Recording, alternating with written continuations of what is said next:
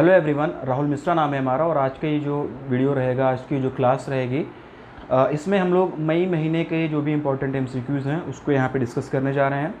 मई महीने की class already complete करा दी जा चुकी है। वीकली बेसिस पर जो भी क्लासेस होती हैं वो आप लोगों को ऑलरेडी अवेलेबल करा दी गई हैं। तो मेरा कहना यही रहेगा कि उस क्लास को देखो, क्योंकि उसमें सारी चीज़ें कवर की गई हैं। उसके अलावा भी ये जो क्लास रहेगी इसमें हम लोग क्या कर रहे हैं कि मुझे जो लगता है कि कुछ इंपॉर्टेंट क्वेश्चंस हैं जो सबसे ज़्यादा महत्वपूर्ण क्वेश्चंस लग रहे हैं, उसके लिए एक डेडिकेटेड अलग से कंपाइल्ड क्लास कराई जा रही है मई महीने के इंपॉर्टेंट एमसीक्यूज़ को कंसीडर करते हुए बैंकिंग एंड फाइनेंशियल अवेयरनेस के। ठीक है, यूट्यूब पर अगर आप लोग ये देख रहे हो, हमारे कोर्सेज वगैरह आप लोग परचेज़ करना चाहते हो तो वीडियो के नीचे डिस्क्रिप्शन में लिंक दिया गया है, वहाँ से आप लोग जाके कोर्सेज वगैरह परचेज़ कर सकते हो। ऐप पर देख रहे हो, पेड क्लासेस में हो तो आपको देखने की ज़रूरत भी नहीं है, क्योंकि वीकली बेसिस पर आप लोगों को क्लासेस मैंने ऑलरेडी करा रखा है, वहाँ पे सब कुछ करा रखा है। उन्हीं क्लासेस को भी यहाँ पे मैं कंपाइल करके छोटे छोटे कुछ एक क्वेश्चंस अपडेट वगैरह करके जो मुझे लग रहा है कि बहुत ज़्यादा इंपॉर्टेंट है वो यहाँ पे मैं कराने जा रहा हूँ। ठीक है, तो रिवीजन के पर्पज़ से देखना चाहो तो फटाफट वन शॉट में देख सकते हो। 1 घंटे 1.25 घंटे में ये क्लास मैं कंप्लीट कर दूँगा। वीकली बेसिस पर काफ़ी डीप में जाके, इन डेप्थ में जाके हम लोग पढ़ते हैं। ठीक है, तो वो ज़्यादा बेनिफिशियल रहता है। लेकिन इसमें क्या है कि इन शॉर्ट मतलब थोड़ा सा चीज़ों को छोटा कर देंगे, थोड़ा सा समराइज़ कर देंगे। ये समझो कि वन शॉर्ट वीडियो है, रिवीजन पर्पज़ के लिए ज़्यादा इंपॉर्टेंट है। ठीक, तो बस इसीलिए ये क्लास आप लोगों के लिए रहेगी। समझ गए होगे आप लोग कि इस पूरी क्लास में क्या होने वाला है, क्या मिलने वाला है। बात को अब बहुत ज़्यादा लंबा नहीं खींचेंगे, क्वेश्चन से स्टार्ट करेंगे। पहला क्वेश्चन हमारी स्क्रीन पर आ रहा है, देखो उसमें क्या बोला गया है। In order to enhance cross border payments, which payment company has recently raised an investment of $5 million in seed funding from PayU। ठीक है, क्या बोला गया है ये? सीमा पार से भुगतान को बढ़ाने के लिए किस कंपनी ने हाल ही में PayU से सीड फंडिंग में $5 मिलियन अमेरिकी डॉलर का निवेश जुटाया है? ये इस क्वेश्चन का हिंदी में मतलब है। ऑप्शन आप लोगों के सामने है और इसका जो आंसर हो जाएगा ब्रिस्क पे, ऑप्शन नंबर बी। हाल ही में 3 साल के लिए जियो फाइनेंशियल सर्विसेज के MD और CEO के रूप में किसे नियुक्त किया गया है? ये इस क्वेश्चन का हिंदी में मतलब है। ऑप्शंस आप लोगों के सामने दिए गए हैं। इसका सही उत्तर हो जाएगा Hitesh Kumar Sethia, option number D. Bharat का सकल वस्तु एवं सेवा कर संग्रह यानी कि GST संग्रह अप्रैल 2024 में रिकॉर्ड ऊंचाइयों पर पहुंच गया। अप्रैल 2024 के लिए कितना GST कलेक्ट हुआ है, ये इसमें पूछा गया। क्वेश्चन बढ़िया है, last to last year GST से रिलेटेड एक क्वेश्चन आया हुआ था और इसमें क्या बोला गया है कि अप्रैल 2024 में GST कलेक्शन अभी एक रिकॉर्ड हाईएस्ट पे पहुंचा हुआ है। मतलब इससे पहले इतना GST कभी कलेक्ट नहीं हुआ था। तो अप्रैल 2024 में कितना GST कलेक्ट हुआ है, ये इस क्वेश्चन में पूछा गया है। इसका जो सही उत्तर हो जाएगा 2.10 लाख करोड़ रुपए। ठीक है ना। RBI द्वारा हाल ही में जारी आंकड़ों के अनुसार वित्त वर्ष 2024 में क्रेडिट कार्ड खर्च में कितने प्रतिशत की वृद्धि हुई है? मतलब कि क्रेडिट कार्ड के माध्यम से जो स्पेंडिंग होती है, क्रेडिट कार्ड के माध्यम से जो खर्चे होते हैं, क्रेडिट कार्ड के माध्यम से जो शॉपिंग वगैरह की जाती है, उसमें जो है फाइनेंशियल ईयर 2024 में कितना वृद्धि हुआ था, कितना इंक्रीज हुआ है, वो ये इसमें पूछा गया है और ये RBI अपने डाटा में बताया हुआ है। ये क्वेश्चन इसलिए भी इंपॉर्टेंट बनता है।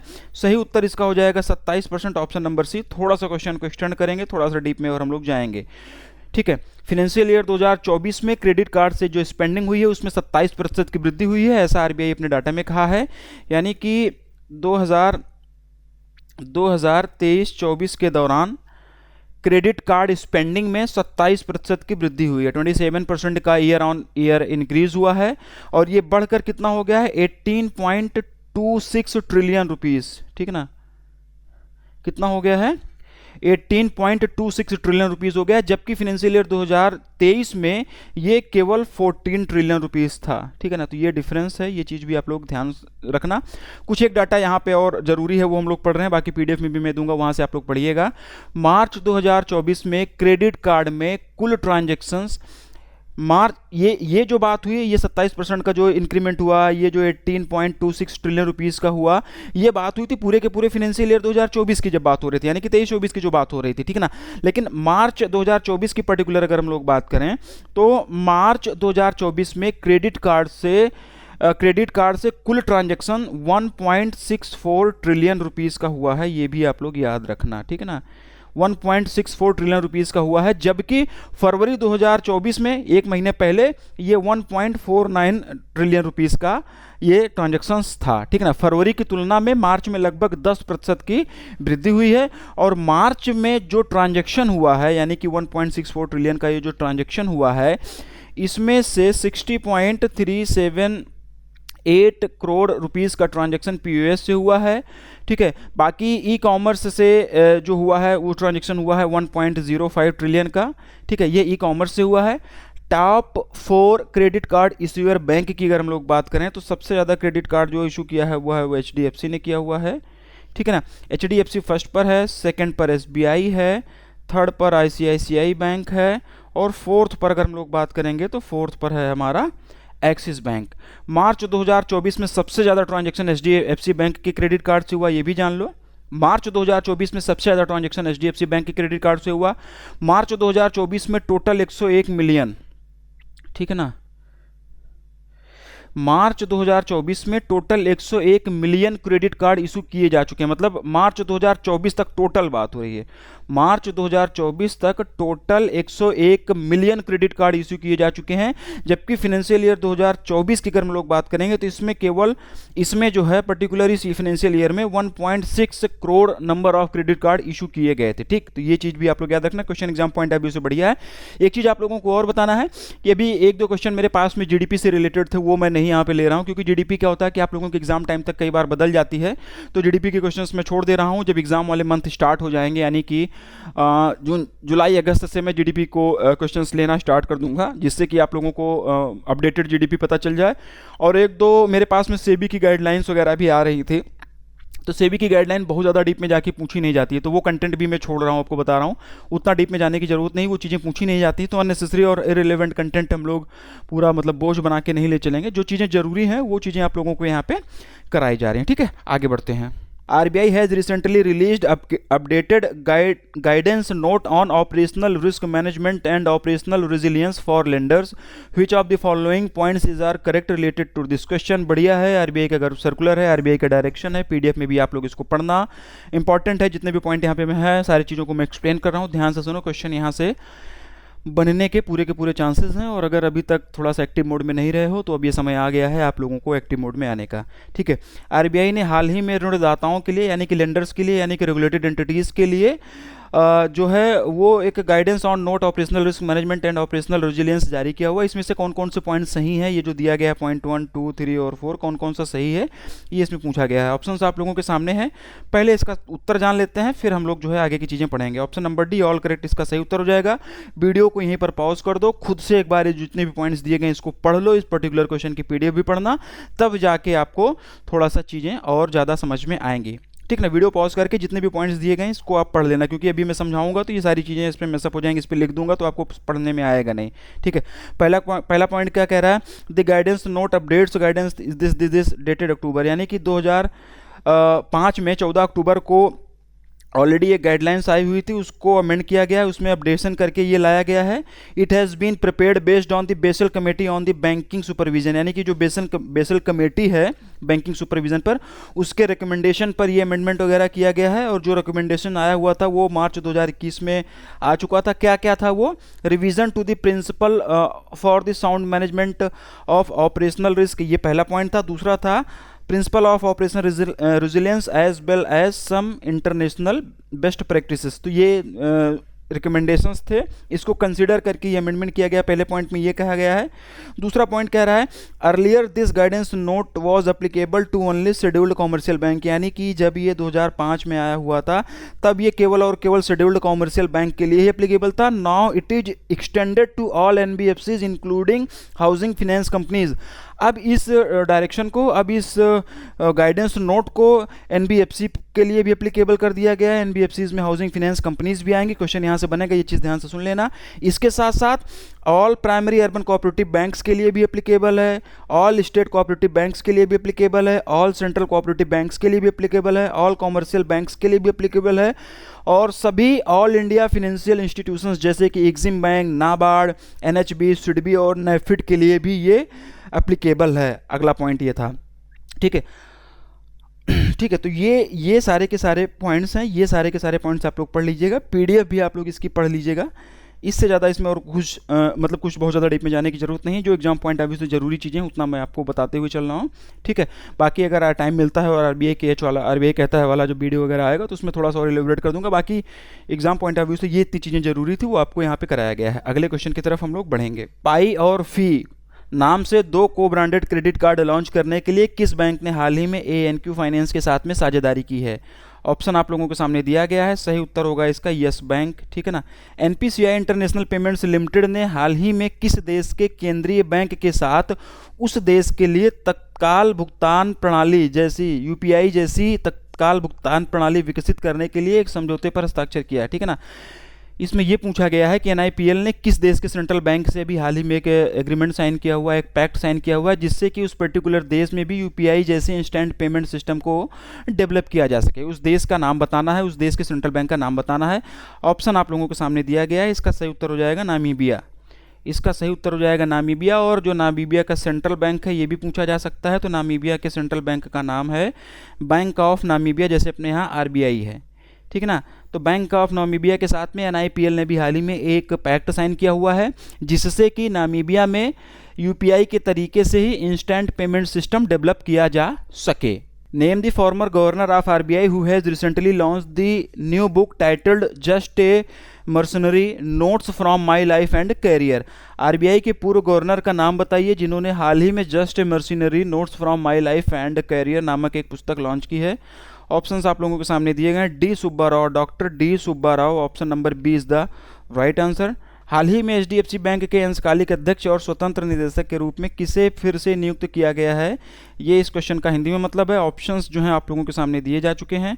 सही उत्तर हो जाएगा इसका अतानु चक्रवर्ती। सही उत्तर इसका हो जाएगा अतानु चक्रवर्ती। अतानु चक्रवर्ती जी को अभी हाल ही में एचडीएफसी बैंक के चेयरमैन, पार्ट टाइम चेयरमैन और इंडिपेंडेंट डायरेक्टर के रूप में अपॉइंट किया गया है। संजू नटियाल को हाल ही में किस बैंक के एमडी एंड सीईओ के रूप में अभी हाल ही में नियुक्त किया गया है? सही उत्तर होगा इसका उज्जीवन स्मॉल फाइनेंस बैंक। क्या उत्तर हो जाएगा इसका? Ujjivan small finance bank. Gift IFSC में पूर्ण स्वामित्व वाली सहायक कंपनी स्थापित करने के लिए किस संगठन को हाल ही में आरबीआई से अनापत्ति प्रमाण पत्र यानी कि एनओसी प्राप्त हुआ है? ये इस क्वेश्चन का हिंदी में मतलब है। ऑप्शंस दिए गए हैं। सही उत्तर जो इसका हो जाएगा, इसका उत्तर हो जाएगा ऑप्शन नंबर डी यानी कि आरईसी लिमिटेड। आरईसी लिमिटेड को अभी हाल ही में आरबीआई से एनओसी प्राप्त हुआ है गिफ्ट आईएफएससी में अपनी एक होली ओन्ड सब्सिडरी स्टेब्लिश करने के लिए, ठीक है ना। और एज ए फिनेंशियल कंपनी के रूप में ये गिफ्ट सिटी में काम करेगी। तो बस इतना ही इस पर्टिकुलर क्वेश्चन में जानना है। Which of the following points is are correct related to recently released RBI circular titled Master Direction Risk Management and Interbank Dealings Amendments? ठीक है, हाल ही में जारी आरबीआई परिपत्र मास्टर डायरेक्शन जोखिम प्रबंधन और अंतर बैंक लेन देन संशोधन से संबंधित निम्नलिखित में से कौन सा बिंदु सही है? ठीक, आरबीआई सर्कुलर का ये क्वेश्चन है। एमसीक्यू के फॉर्मेट में यहाँ पे मैं डिस्कस कर रहा हूँ, तो आरबीआई कहता है वाला सेक्शन जो है वहाँ पे इसको नहीं दूंगा। ठीक है, ये चीज़ आप लोग ध्यान रखा करो कि आरबीआई के जो भी सर्कुलर आते हैं, जो भी मास्टर डायरेक्शन आते हैं, कुछ एक एमसीक्यू के फॉर्मेट में मिलते हैं, कुछ एक आपको आरबीआई कहता है वाले सेक्शन में मिलते हैं, कुछ एक आपको वीडियो फॉर्मेट में भी आप लोगों को अवेलेबल में कराता रहता हूँ। ठीक है, तो जो चीज़ें मतलब चीज़ें सारी कवर कराई जा रही हैं, आपको इस चीज़ के लिए निश्चिंत रहना है कि कहीं पे कोई चीज़ें छूट रही हैं। एग्जाम पॉइंट ऑफ व्यू से जो भी चीज़ें ज़रूरी होती हैं, जो भी सर्कुलर ज़रूरी होता है, वो सब कुछ आपको यहाँ पे कराया जा रहा है, किसी न किसी फॉर्मेट में आपको कराया जा रहा है, चाहे फिर वो एमसीक्यू के फॉर्मेट में कराया जा रहा हो, चाहे फिर वो आरबीआई कहता है वाले सेक्शन में अलग से दे दिया जा रहा हो, चाहे फिर मैं जो वीडियो क्लासेस ले आता हूँ वहाँ पर आप लोगों को मैं अवेलेबल करा रहा हूँ। ठीक, तो ये सर्कुलर है, ये मास्टर डायरेक्शन है, इसके कुछ एक पॉइंट्स दिए गए हैं।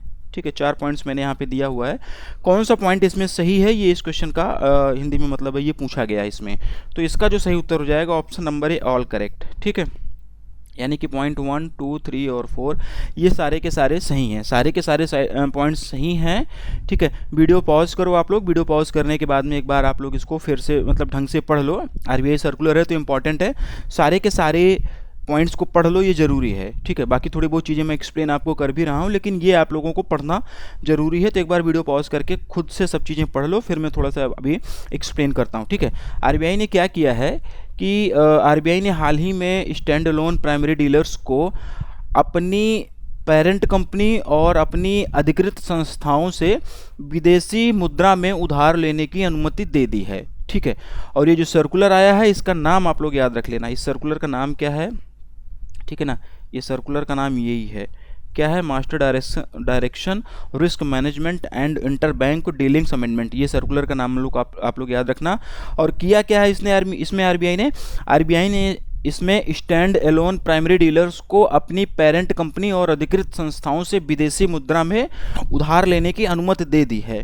ठीक है, यहाँ पर इसके साथ साथ में स्टैंड एलोन प्राइमरी डीलर्स को नोस्ट्रो खातों में ओवरड्राफ्ट फैसिलिटी का भी उपयोग करने का फैसला किया हुआ है। ठीक है ना, नोस्ट्रो खातों में जो भी चीज़ें लिखी गई मैं सब वही सारी चीज़ें बता रहा हूँ, तो ध्यान से सुनो भी आप लोग। ठीक है, क्या बोला गया है कि जो स्टैंड एलोन प्राइमरी डीलर्स होते हैं वो नोस्ट्रो अकाउंट्स में ओवरड्राफ्ट फैसिलिटी का उपयोग करने की अनुमति मतलब आरबीआई के द्वारा उनको दे दी गई है। यहाँ पर नोस्ट्रो अकाउंट का बात हो रहा है, तो पिछले कई सारी क्लासेस में मैंने इसको कई बार बताया है।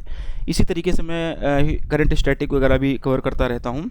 ठीक है, जो हाल फिलहाल में न्यूज़ में रहता है, क्वेश्चन वहीं से बनने के चांसेस ज़्यादा होते हैं, वो चीज़ें मैं कवर करता रहता हूँ। ठीक है, तो नोस्ट्रो अकाउंट को थोड़ा सा अगर मैं और इलेबोरेट करूँ, थोड़ा सा समझाने की कोशिश करूँ आप लोगों को, तो देखो किसी डोमेस्टिक बैंक के द्वारा फॉरेन कंट्री की करेंसी में खोला गया एक अकाउंट होता है ये, और इस प्रकार के खातों का मुख्यतः उपयोग इंटरनेशनल ट्रेड ट्रांजैक्शंस और फॉरेन एक्सचेंज के लिए किया जाता है। ठीक है, ये मोटा मोटा ओवरव्यू है, आप समझो। और अभी हम लोग बात कर रहे हैं, इसके साथ साथ हम लोग किसकी भी बात कर रहे हैं, ये बात तो हम लोग कर ही रहे हैं, इसके साथ साथ हम लोग बात कर रहे हैं स्टैंड एलोन प्राइमरी डीलर्स की। तो आप में से कई सारे लोगों को स्टैंड एलोन प्राइमरी डीलर्स का कॉन्सेप्ट नहीं समझ में आता होगा कि क्या होता है ये, थोड़ा सा और इलेबोरेट कर देता हूँ जिससे कि सर्कुलर आप लोगों को आसानी से इजीली समझ में आ जाए। ठीक है ना, पहले बात करेंगे हम लोग प्राइमरी डीलर्स की। पहले हम लोग बात करेंगे प्राइमरी डीलर्स की। देखो 1995 में आरबीआई ने गवर्नमेंट सिक्योरिटीज़ मार्केट में प्राइमरी डीलर स्कीम को इंट्रोड्यूस किया हुआ था। प्राइमरी डीलर बेसिकली एक आरबीआई रजिस्टर्ड एंटिटीज़ होते हैं जो कि गवर्नमेंट सिक्योरिटीज़ को बाई करते हैं, गवर्नमेंट सिक्योरिटीज़ को सेल करते हैं, इन सारे कामों के लिए अथॉराइज होते हैं। ठीक है, तो ये प्राइमरी डीलर्स क्या होते हैं आपको समझ में आया। प्राइमरी डीलर्स मेनली दो टाइप के होते हैं। पहला होता है स्टैंड एलोन प्राइमरी डीलर्स जो ये यहाँ पर है। दूसरा होता है bank primary dealers, BPD, stand alone primary dealers और बैंक प्राइमरी डीलर्स। यहाँ पर बात किसकी हो रही है, यहाँ पर बात हो रही है स्टैंड एलोन प्राइमरी डीलर की। ठीक है, स्टैंड एलोन प्राइमरी डीलर्स या तो शेड्यूल्ड कॉमर्शियल बैंकों की सब्सिडरीज होंगी या फिर विदेशों में इनकॉर्पोरेटेड एंटिटीज़ होंगी। ये एज ए एनबीएफसी के रूप में, stand alone primary dealers as a NBFC के रूप में रजिस्टर्ड होती हैं और 31 मार्च 2023 तक आरबीआई के साथ total 7 stand alone primary dealers as a NBFC registered हैं। ठीक है, स्टैंड एलोन प्राइमरी डीलर्स की मैं बात कर रहा हूँ। ठीक, तो ये 7 stand alone primary dealers RBI के साथ एज ए एनबीएफसी 31 मार्च 2023 तक रजिस्टर्ड हैं। ये चीज़ भी आप लोग याद रखना। ठीक है, एज ए एनबीएफसी होते हैं। तो एनबीएफसी के बारे में अगर हम लोग थोड़ा सा जानें तो ये जो एनबीएफसीज होती हैं ये कंपनीज़ एक्ट 1956 के तहत रजिस्टर्ड एक कंपनीज़ होती हैं जो कि लोन एंड एडवांसेस के बिजनेसेस में इंगेज्ड होती हैं। Shares, stocks, debentures, bonds, government securities के एक्विजिशन, इन सारे बिजनेसेस में ये इंगेज होती हैं। इसके साथ साथ ये लीजिंग, इंश्योरेंस, हायर परचेज के बिजनेसेस में भी इंगेज हो सकती हैं। ठीक है, बस इतना ही समझो अभी के लिए कि एनबीएफसीज क्या होती हैं, बहुत ज़्यादा डीप में नहीं जाएंगे। वापस से सर्कुलर पे आते हैं। एक भूमिका जो बनानी थी, एक बेसिक चीज़ें जो आपको बतानी थी कि स्टैंड एलोन प्राइमरी डीलर्स क्या होते हैं, ठीक है, एनबीएफसीज क्या होती हैं, प्राइमरी डीलर्स कितने टाइप के होते हैं, वो चीज़ें आपको मैंने बताया। अब सर्कुलर पे वापस आते हैं। सर्कुलर के मेन पॉइंट्स क्या हैं, जो भी पॉइंट्स दिए गए हैं आप लोग इसको पढ़ लेना। इसके साथ साथ कुछ एक पॉइंट्स और हैं वो भी मैं आपको बता रहा हूँ। सारी चीज़ें मैं यहाँ पे कवर करने की कोशिश कर रहा हूँ और इसकी पीडीएफ भी एक बार आप लोग पढ़िएगा। ठीक है ना, तो आरबीआई ने एसपीडीज यानी कि स्टैंड एलोन प्राइमरी डीलर्स को बोरोइंग्स के लिए विदेशी मुद्रा के लिए निर्धारित सीमा का पालन करना होगा, ऐसा बोला है। मतलब कि जो एसपीडीज होंगे वो बोरोइंग करेंगे, जब उधार वगैरह लेंगे तो जो विदेशी मुद्रा के लिए, जो फॉरेन करेंसी के लिए निर्धारित सीमा है उसका पालन इनको करना होगा। यदि निकासी सीमा से अधिक हो जाती है, ठीक है ना, यदि विड्रॉल जो है वो निकासी जो है वो सीमा से अधिक हो जाती है और 5 दिनों के भीतर तय नहीं होती, तो उन्हें सीमा पार होने पर महीने के अंत में 15 दिनों के भीतर आरबीआई को सूचित करना होगा। ये वाला पॉइंट है, ठीक है। 15 दिनों के भीतर आरबीआई को सूचित करना होगा। फॉरेस्ट रिस्क पर कैपिटल चेंज के कैलकुलेशन के लिए ऑथोराइज्ड डीलर का board net overnight open positioning limited यानी कि NOOPL, ठीक है ना, net overnight open position limited NOOPL, ठीक। फिर से सुनो आप लोग, फॉरेस्ट रिस्क पर कैपिटल चार्ज के लिए, ठीक है ना, फॉरेस्ट रिस्क पर कैपिटल चार्ज के लिए कैलकुलेशन के लिए ऑथोराइज्ड डीलर्स का board net overnight open position limit निर्धारित कर सकता है और यह सीमा डीलर की कुल पूंजी के 25% से अधिक नहीं होनी चाहिए। ये पॉइंट भी आप लोग याद रखना, 25, ठीक ना। देखिए चीज़ें थोड़ा सा ऊपर जा रही होंगी, थोड़ा सा बहुत मतलब समझ में मुझे पता है कि नहीं आ रहा होगा, लेकिन क्या है ना कि अगर एक एक पॉइंट्स को बहुत ज़्यादा एलिब्रेट करने लगेंगे तो चीज़ें लंबी होंगी और अननेसेसरी उतना उलझने की ज़रूरत नहीं है। जो एग्जाम पॉइंट है अभी से ज़रूरी है वो चीज़ें मैं बता रहा हूँ, जो लिमिट्स याद रखना है आप लोगों को, वो उन सारी चीज़ों पे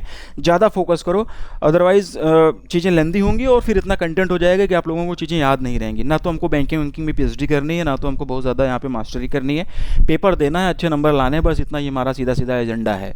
तो उसी के हिसाब से हम लोग काम करेंगे, ठीक। तो ये चीज़ें हो गई। और NOOPL पर जो भी डिसीजन होगा वो आरबीआई को तुरंत centralised information management system CIMS, ठीक है, NOOPL पर जो भी डिसीजन होगा वो आरबीआई को तुरंत सेंट्रलाइज्ड इंफॉर्मेशन मैनेजमेंट सिस्टम या फिर ईमेल के जरिए सूचित करना होगा, ठीक। तो ये कुछ एक बेसिक पॉइंट्स थे जो आपको पर्टिकुलर इस सर्कुलर में याद करना था। बहुत ज़्यादा डीप में नहीं जाएंगे, अगले क्वेश्चन की तरफ हम लोग बढ़ते हैं। Carlyle Group has recently divested 2% stake for rupees 1,441 crores through an open market transaction in which bank? Carlyle Group ने हाल ही में किस बैंक में खुले बाजार लेन देन के माध्यम से, ठीक है ना, 1441 करोड़ रुपए में 2% की हिस्सेदारी बेची है? बस इतना इसमें पूछा गया है। CBS बैंक जो है वो इसका आंसर हो जाएगा। हाल ही में किस बैंक ने अपने NRI ग्राहकों को भारत में तत्काल UPI भुगतान करने के लिए अपने अंतर्राष्ट्रीय मोबाइल नंबर का उपयोग करने की अनुमति दे दी है? ये इसमें पूछा गया है। ऑप्शंस आप लोगों के सामने हैं। सही उत्तर इसका होगा ICICI बैंक। ICICI बैंक ने अभी हाल ही में अपने NRI कस्टमर्स को उनके इंटरनेशनल मोबाइल नंबर को इंडिया में UPI पेमेंट करने के लिए, इंस्टेंट पेमेंट करने के लिए अनुमति दे दी है। भारत और किस देश ने हाल ही में 6 महीने की अवधि के भीतर अपने देश में UPI को चालू करने पर सहमति व्यक्त की है? ये इस क्वेश्चन का हिंदी में मतलब है। सही उत्तर इसका होगा घाना, ऑप्शन नंबर डी। व्यापारी पहुंच को बढ़ावा देने के लिए किस लघु वित्त बैंक ने हाल ही में CC एवेन्यू के साथ में साझेदारी की है, पार्टनरशिप की है? ये इसमें पूछा गया है। Shivalik small finance bank, option number A is the right answer. Gift IFSC को ग्लोबल फाइनेंस हब के रूप में बढ़ावा देने के लिए किस बोर्ड ने हाल ही में अंतर्राष्ट्रीय वित्तीय सेवा केंद्र प्राधिकरण IFSC के साथ एक समझौता ज्ञापन पर हस्ताक्षर किया है? ये इस क्वेश्चन का हिंदी में मतलब है। सही उत्तर इसका होगा financial planning standard board, option number B, ठीक है ना। ऑप्शन नंबर बी ये इसका सही उत्तर हो जाएगा। Financial planning standard boards India ने अभी हाल ही में IFSC के साथ में, IFSCA के साथ में एक MOU साइन किया हुआ है जिससे कि गिफ्ट IFSC को as a global financial hub के रूप में प्रमोट किया जा सके। उस देश का नाम बताइए जिसने $10 के मूल्य का 10,000 पेसों का सबसे बड़ा बैंक नोट लॉन्च किया। मतलब कि उस देश का नाम बताना है जिसने 10,000 पेसों का सबसे बड़ा बैंक नोट लॉन्च किया हुआ है अपने देश में, जो कि 10 USD के बराबर है, $10 के बराबर है। पेसों से आपको पता चल जाना चाहिए जिस देश की करेंसी होगी उसी का ये आंसर होगा, Argentina, option number D is the right answer. REC limited द्वारा हाल ही में एशियाई विकास बैंक और export import bank of Korea से कितनी राशि का ऋण लिया गया है? ये इस क्वेश्चन का हिंदी में मतलब है। 1 billion USD, option number A is the right answer. One liner ही इसको हम लोग करेंगे। सीमा पार भुगतान प्रसंस्करण को सुव्यवस्थित करने के लिए किस बैंक ने हाल ही में IBANX के साथ में साझेदारी की है? ठीक है, IBANX की अगर हम लोग बात करें तो ये एक ग्लोबल फिनटेक कंपनी है जो कि मेनली क्रॉस बॉर्डर ई-कॉमर्स पर फोकस करती है।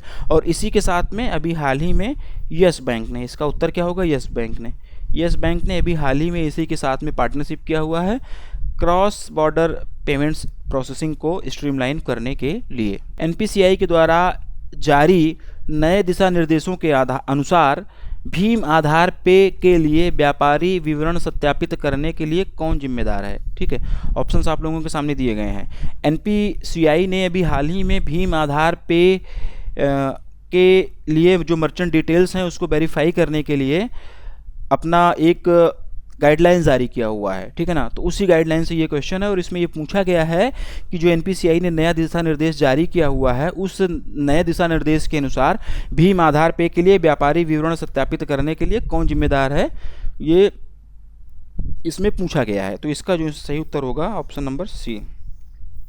ठीक है, जो एक्वायरिंग मेंबर बैंक्स हैं वही इस वेरिफिकेशन के लिए, मर्चेंट डिटेल वेरिफिकेशन के लिए वही रिस्पॉन्सिबल होंगे। ठीक है, थोड़ा सा एक्सपांड करते हैं, थोड़ा सा एलिब्रेट करते हैं इस चीज़ों को और जानने की कोशिश करते हैं। इंपॉर्टेंट है थोड़ा सा एग्जाम पॉइंट ऑफ व्यू से ये चीज़ें। ठीक है, भीम आधार पे मर्चेंट एक्विजिशन के लिए एनपीसीआई ने गाइडलाइन इशू की है, वहीं से ये क्वेश्चन फ्रेम हुआ है। क्या बोला गया है इस गाइडलाइन में कि जो भी एक्वायरिंग बैंक्स होंगे, एक्वायरिंग बैंक्स के लिए मर्चेंट डिटेल्स को वेरीफाई करना मैंडेटरी कर दिया गया है, चाहे वो डायरेक्टली ऑनबोर्ड हो रहे हों या फिर वो किसी पार्टनर के थ्रू ऑनबोर्ड हो रहे हों। यही एक्वायरिंग बैंक्स ही जो होंगे वो मर्चेंट डिटेल्स को वेरीफाई करेंगे, उनको इसके लिए रिस्पॉन्सिबल कर दिया गया है, ये मैंडेटरी कर दिया गया है। बिजनेसेस या सर्विसेज के नेचर के हिसाब से बैंकों को appropriate merchant category code MCC merchant category code assign करना होगा, ऐसा एनपीसीआई ने बोला हुआ है। ठीक है ना, कैश रिलेटेड सर्विसेज के लिए, जो कैश से रिलेटेड सर्विसेज होंगी उसके लिए MCC 6061 6010 6011 6012 ये डिफ़ॉल्ट कोड के रूप में यूज किया जा सकता है। ऐसी इन्फॉर्मेशन भी दी गई है और कोड वगैरह के डीप में नहीं जाएंगे, वहाँ से क्वेश्चन नहीं बनेगा। ठीक है, किसी भी मर्चेंट एक्टिविटी को मॉनिटर करने की जिम्मेदारी एक्वायरिंग बैंक की ही होगी, ऐसा एनपीसीआई ने अपने गाइडलाइन में, अपने दिशा निर्देश में कहा है। मर्चेंट एक्विजिशन के लिए बोर्ड अप्रूव्ड पॉलिसी होनी चाहिए, ऐसा भी इस दिशा निर्देश में कहा गया है। भीम आधार पे के किसी भी एक्वायरिंग बैंक्स के साथ एसोसिएटेड मर्चेंट्स किसी भी बैंक के कस्टमर से पेमेंट एक्सेप्ट कर सकते हैं बायोमेट्रिक ऑथेंटिकेशन का यूज़ करके, ऐसा भी इस सर्कुलर में कहा गया है। Payment bank, SFBs, cooperative banks, RRBs, commercial banks, इन सबको इंक्लूड किया गया है इस सर्कुलर में। ठीक है, तो बस इतनी चीज़ें थी जो आप लोगों को जानना जरूरी था अभी हाल फिलहाल, मतलब इस दिशा निर्देश से संबंधित एनपीसीआई के। बाकी इसका PDF भी आप लोग पढ़िएगा, थोड़ा सा ये क्वेश्चन इंपॉर्टेंट बनता है। अगले क्वेश्चन की तरफ हम बढ़ते हैं। In order to improve its services, which bank has recently signed MOU with the Northern ARC Capital? अपनी सेवाओं को बेहतर बनाने के लिए किस बैंक ने हाल ही में नॉर्दर्न आर्क कैपिटल के साथ में एक समझौता ज्ञापन पर हस्ताक्षर किया है? South Indian bank, option number D. South Indian bank याद रखो, नॉर्दर्न ARC कैपिटल याद रखो, इससे ज़्यादा इसमें और डीप में जाने की ज़रूरत नहीं है। बिल भुगतान सेवाएं प्रदान करने के लिए हाल ही में किस कंपनी ने ईपे के साथ में साझेदारी की है? ये इस क्वेश्चन का हिंदी में मतलब है Paytm, option number A is the right answer. ठीक है ना, RBI ने अभी हाल ही में बैंक ऑफ बड़ौदा के मोबाइल एप्लीकेशन पर तत्काल प्रभाव से प्रतिबंध को हटा दिया है। अपने ऐप के माध्यम से ग्राहकों को जोड़ने की अनुमति दे दी है। बैंक ऑफ बड़ौदा के मोबाइल ऐप का नाम क्या है, ये इस क्वेश्चन में पूछा गया है, ये इसका हिंदी में मतलब होगा। ऑप्शन आप लोगों के सामने दिए गए हैं, सही उत्तर जो इसका हो जाएगा BOB वर्ड, ऑप्शन नंबर ए।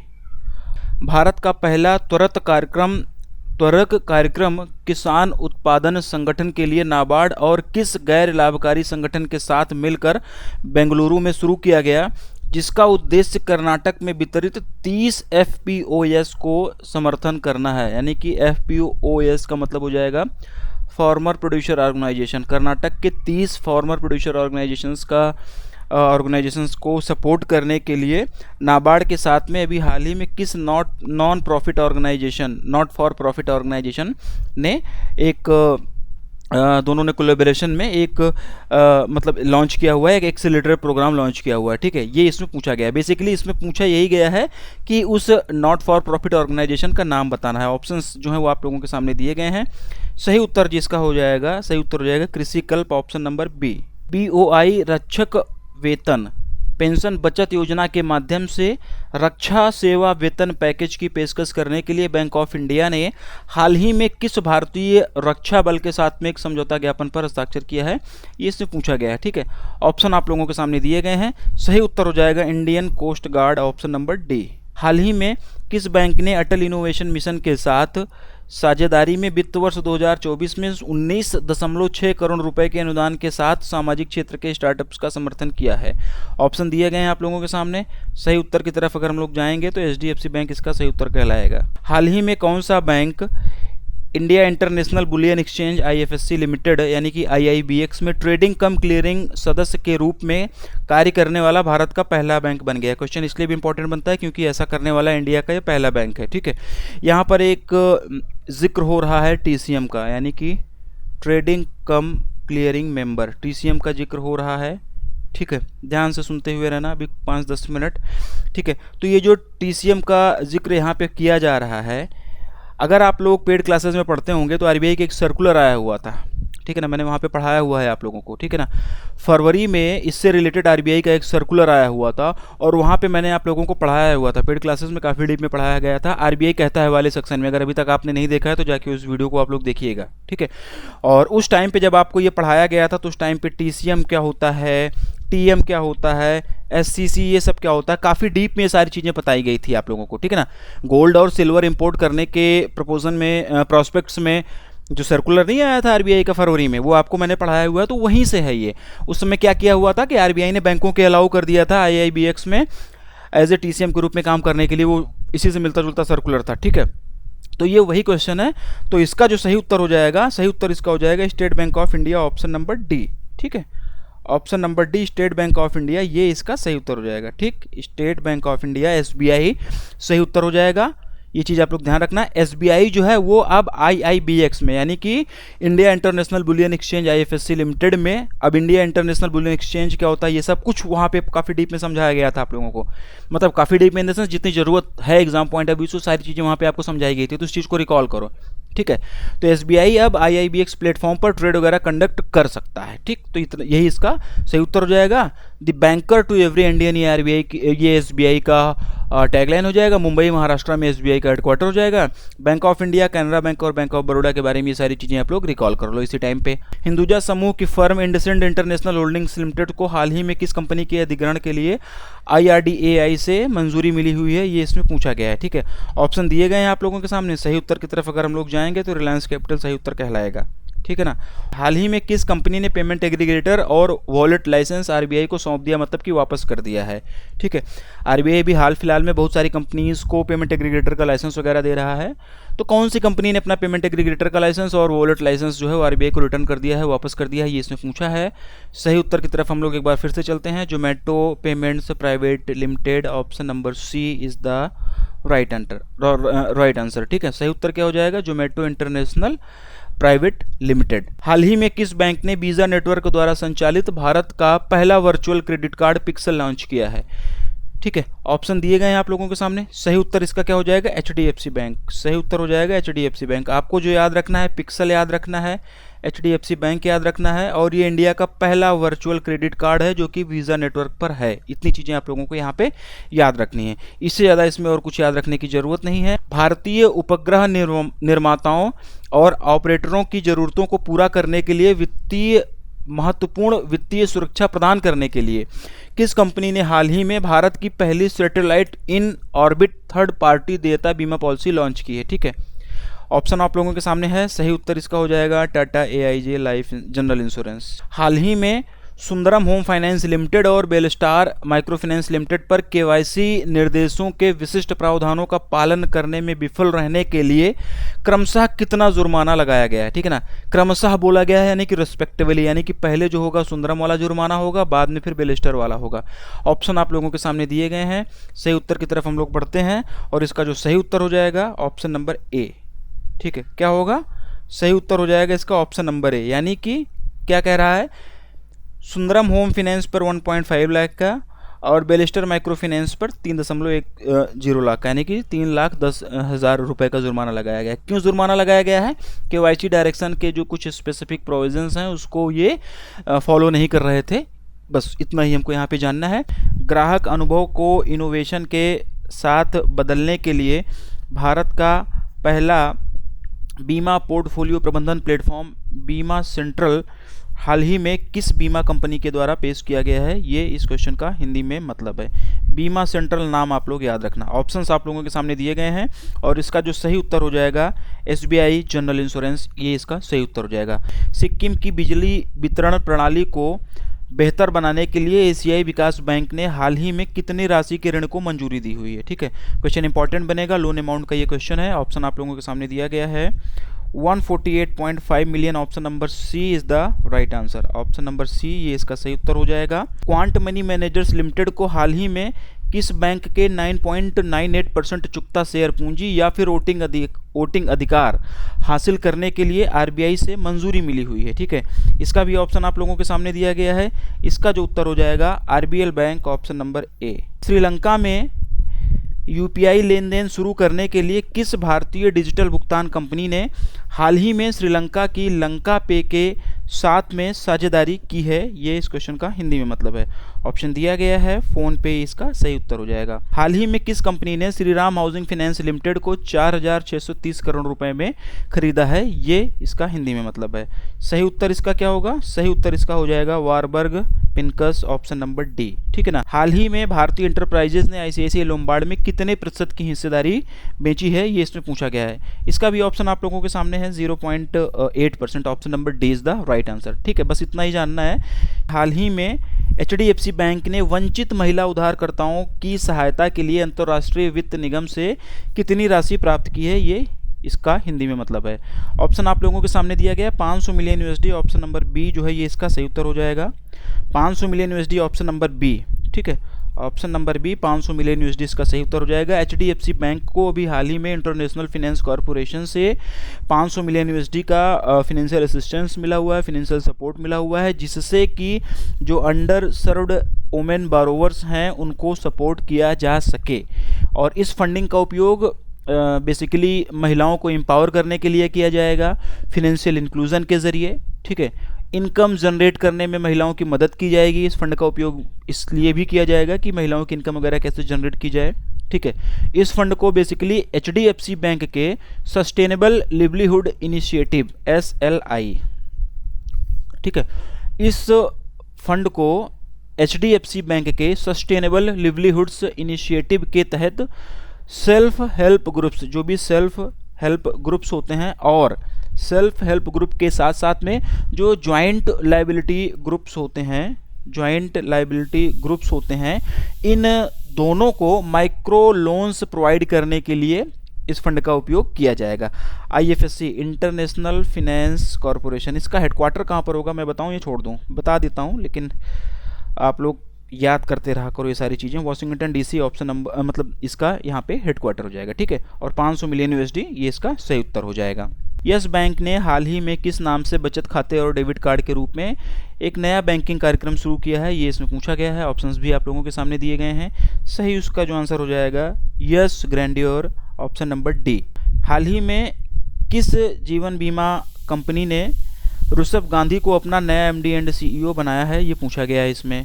ऑप्शन आप लोगों के सामने दिए गए हैं। सही उत्तर इसका हो जाएगा India first life insurance, option number ए।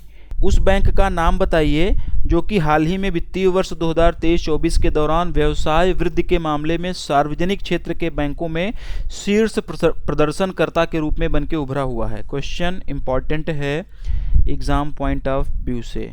ठीक है, अगले 5-10 मिनट ध्यान से सुनना। पहले इसका आंसर जानते हैं, फिर अगले 5-10 मिनट जो भी चीज़ें बताई जाएंगी ध्यान से सुनना। इस पर्टिकुलर क्वेश्चन का PDF भी आप लोग पढ़िएगा, वहाँ पे और इन्फॉर्मेशन मिलेगी। फिलहाल इसका जो सही उत्तर हो जाएगा bank of Maharashtra, option number D. Bank of Maharashtra अभी हाल ही में पब्लिक सेक्टर बैंक की कैटेगरी में, मतलब पब्लिक सेक्टर बैंक, सभी पब्लिक सेक्टर बैंक में फाइनेंशियल ईयर 2023-24 के दौरान, ठीक है ना, बिजनेस ग्रोथ के मामले में टॉप परफॉर्मर बनके उभरा हुआ है। तो ऑप्शन नंबर डी ये इसका सही उत्तर हो जाएगा, बैंक ऑफ महाराष्ट्र। ठीक है, ये समय जो भी इस पूरे क्वेश्चन में जो भी बात होगी फाइनेंशियल ईयर 24 की, 2023-24 की ही बात होगी। ठीक है, तो इस समय सीमा के दौरान बैंक ऑफ महाराष्ट्र ने 15.94% का राइज किया हुआ है टोटल बिजनेस में, मतलब कि इसका जो टोटल बिजनेस है वो 15.94% बढ़ गया है। इसके बाद ये फर्स्ट नंबर पर आता है। सेकंड नंबर पर अगर हम लोग बात करेंगे तो सेकंड नंबर पर एसबीआई आता है, ठीक है ना। एसबीआई का टोटल बिजनेस जो है 13.12% बढ़ गया है। डिपॉजिट मोबिलाइजेशन ग्रोथ में बैंक ऑफ महाराष्ट्र टॉप पर रहा। कितना रहा उसका डिपॉजिट मोबिलाइजेशन ग्रोथ? 15.66% की बढ़ोतरी हुई उसमें, ठीक है ना। और डिपॉजिट मोबिलाइजेशन ग्रोथ में एसबीआई की बढ़ोतरी कितनी हुई? 11.07% की बढ़ोतरी हुई। बैंक ऑफ इंडिया की जो बढ़ोतरी हुई 11.05। इस इक्वल सीक्वेंस में मैं बता रहा हूँ, 1 2 3 इसी हिसाब से बता रहा हूँ, तो ध्यान से सुनिएगा। कैनरा बैंक की जो राइज हुई वो हुई 10.98% की, किसमें? डिपॉजिट मोबिलाइजेशन ग्रोथ में। अब डिपॉजिट मोबिलाइजेशन ग्रोथ क्या होता है इसमें, अगर ये सब चीज़ें पढ़ने लगेंगे तो चीज़ें लेंदी हो जाएंगी, इतना जाने की ज़रूरत नहीं है बहुत ज़्यादा डीप में। चीज़ें याद कर रखो, डाटा याद रखो, ठीक है। यही 4 पीएसबीज हैं, ठीक है ना, यही 4 पीएसबीज हैं। कौन कौन सी पीएसबीज हैं? कौन कौन सी पीएसबीज हैं? जो चारों नाम बताया गया आपको, एसबीआई का नाम बताया गया, बैंक ऑफ इंडिया का बताया गया, कैनरा बैंक का बताया गया, बैंक ऑफ महाराष्ट्र का बताया गया। यही 4 पीएसबीज हैं जिन्होंने कि फिनेंशियल ईयर 24 के दौरान डिपॉजिट ग्रोथ में डबल डिजिट में अपनी वृद्धि दर्ज की है। मतलब कि यही 4 बैंक हैं जिसने फाइनेंशियल ईयर 2024 के दौरान डिपॉजिट ग्रोथ डबल डिजिट में दर्ज किया हुआ है। डबल डिजिट में इनका ग्रोथ हुआ है, बाकी सबका सिंगल डिजिट में ही रहा है। कुछ एक पॉइंट्स और जानते हैं। बैंक ऑफ महाराष्ट्र के लो कॉस्ट कासा डिपॉजिट में 52.73% की ग्रोथ देखी गई है इस ड्यूरेशन में। सेंट्रल बैंक ऑफ इंडिया के कासा डिपॉजिट में 50.02% की ग्रोथ देखी गई है मार्च 2024 तक इसी ड्यूरेशन में। यूको बैंक के लोन में भी ग्रोथ देखने को मिली है और इसमें 16.38% का इजाफा हुआ है। इसके बाद जो नंबर आता है वो बैंक ऑफ महाराष्ट्र का, ठीक है ना, इसके लोन में, बैंक ऑफ महाराष्ट्र के लोन में 16.3% का ग्रोथ हुआ है, ठीक है। फिर उसके बाद में एसबीआई का नंबर आएगा। एसबीआई का जो लोन ग्रोथ हुआ है वो 16.26% रहा, ठीक। और बाकी इनके बाद और जो भी पीएसबीज हैं, ठीक है ना, बाकी सभी पीएसबीज ने 16% से कम लोन ग्रोथ दर्ज किया हुआ है इस दौरान। ये चीज़ भी आप लोग याद रखना, ठीक है। 31 मार्च 2024 तक बैंक ऑफ महाराष्ट्र और एसबीआई ने सबसे कम ग्रॉस एनपीए दर्ज किया हुआ है। ये सारे जो भी पॉइंट्स बता रहा हूँ यहाँ से क्वेश्चंस बन सकते हैं, तो ध्यान से सुनिएगा और इसकी पीडीएफ भी पढ़िएगा, ठीक है। 31 मार्च 2024 तक बैंक ऑफ महाराष्ट्र और एसबीआई ने सबसे कम ग्रॉस एनपीए दर्ज किया हुआ है, ठीक है ना, सबसे कम ग्रॉस एनपीए दर्ज किया हुआ है। बैंक ऑफ महाराष्ट्र की हम लोग बात करेंगे तो ये 1.88% रहा। एसबीआई की अगर हम लोग बात करेंगे तो ये 2.24% रहा, ठीक। ये बात हो रही है किसकी? ग्रॉस एनपीए की। ये बात हो रही है ग्रॉस एनपीए की। अभी हम लोग बात करते हैं नेट एनपीए की, ठीक है ना। नेट एनपीए की अगर हम लोग बात करते हैं तो बैंक ऑफ महाराष्ट्र का नेट एनपीए 0.2%, इंडियन बैंक का 0.43%। ये भी आप लोग याद रखना। इस रिपोर्ट के कुछ एक इंपॉर्टेंट पॉइंट थे जो इस वीडियो क्लास में मैंने कंसिडर कर लिया है। कुछ एक और कम जरूरी चीज़ें भी हैं थोड़ी बहुत, तो वो पीडीएफ में आप लोग पढ़िएगा, वहाँ से चीज़ें और थोड़ा सा क्लियरिटी आ जाएगी। जितनी भी चीज़ें बताई गई हैं ये आप ध्यान से याद कर लीजिएगा, वीडियो एक बार पीछे करके देख लीजिएगा, नोट्स अपने खुद से बना लीजिएगा। इंपॉर्टेंट बनता है, क्वेश्चन पूछे जाने के चांसेस बनते हैं। आने वाले किसी भी एग्जाम में पूछा जा सकता है, पीओ क्लर्क में पूछा जा सकता है, स्केल 2 स्केल 3 में पूछा जा सकता है, आईडीबीआई का, बैंक ऑफ महाराष्ट्र का। कुल मिला के कहना इतना ही चाह रहा हूँ कि ये क्वेश्चन इंपॉर्टेंट है, यहाँ से क्वेश्चन बनने के चांसेस हैं, तो ध्यान से सुनना समझना जरूरी है। आगे बढ़ते हैं। Agriculture insurance company of India limited AIC has recently signed MOU with which of the following organisation to widen the reach of its cattle insurance product Sampoorna Pashudhan Kavach. क्या कह रहा है? Agriculture insurance company of India limited ने हाल ही में अपने मवेशी बीमा उत्पाद संपूर्ण पशुधन कवच की पहुंच को बढ़ाने के लिए निम्नलिखित में से किस संगठन के साथ में एक समझौता ज्ञापन पर हस्ताक्षर किए हैं? ऑप्शन आप लोगों के सामने दिए गए हैं। सही उत्तर हो जाएगा इसका CSC e governance services India limited. Option number D, CSC e governance services India limited, ये इसका सही उत्तर हो जाएगा।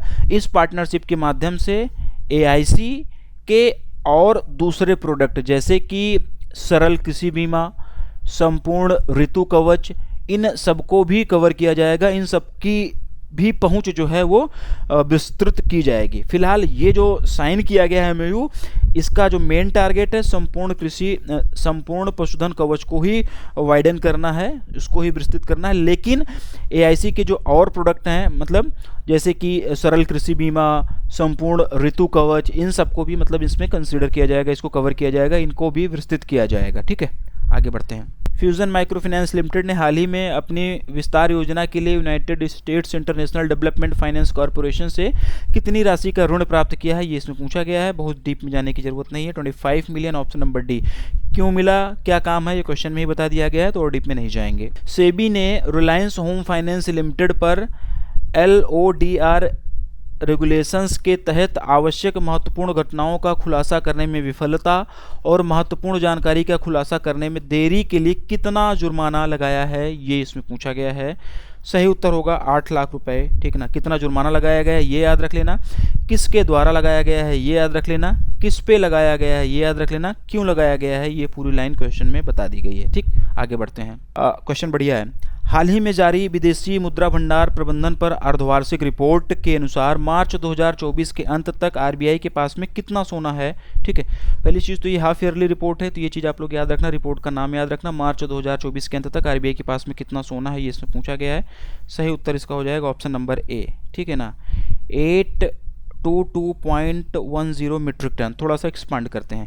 ये जो 822.10 मीट्रिक टन सोना है, इसमें से 408.31 मीट्रिक टन जो है वो तो RBI के पास फिजिकली मतलब रखा हुआ है, इंडिया में ही है, जबकि 387.26 मीट्रिक टन जो है वो बैंक ऑफ इंग्लैंड के पास में है। वो बैंक ऑफ इंग्लैंड और बैंक ऑफ इंटरनेशनल सेटलमेंट के पास, बैंक ऑफ इंग्लैंड और बैंक ऑफ इंटरनेशनल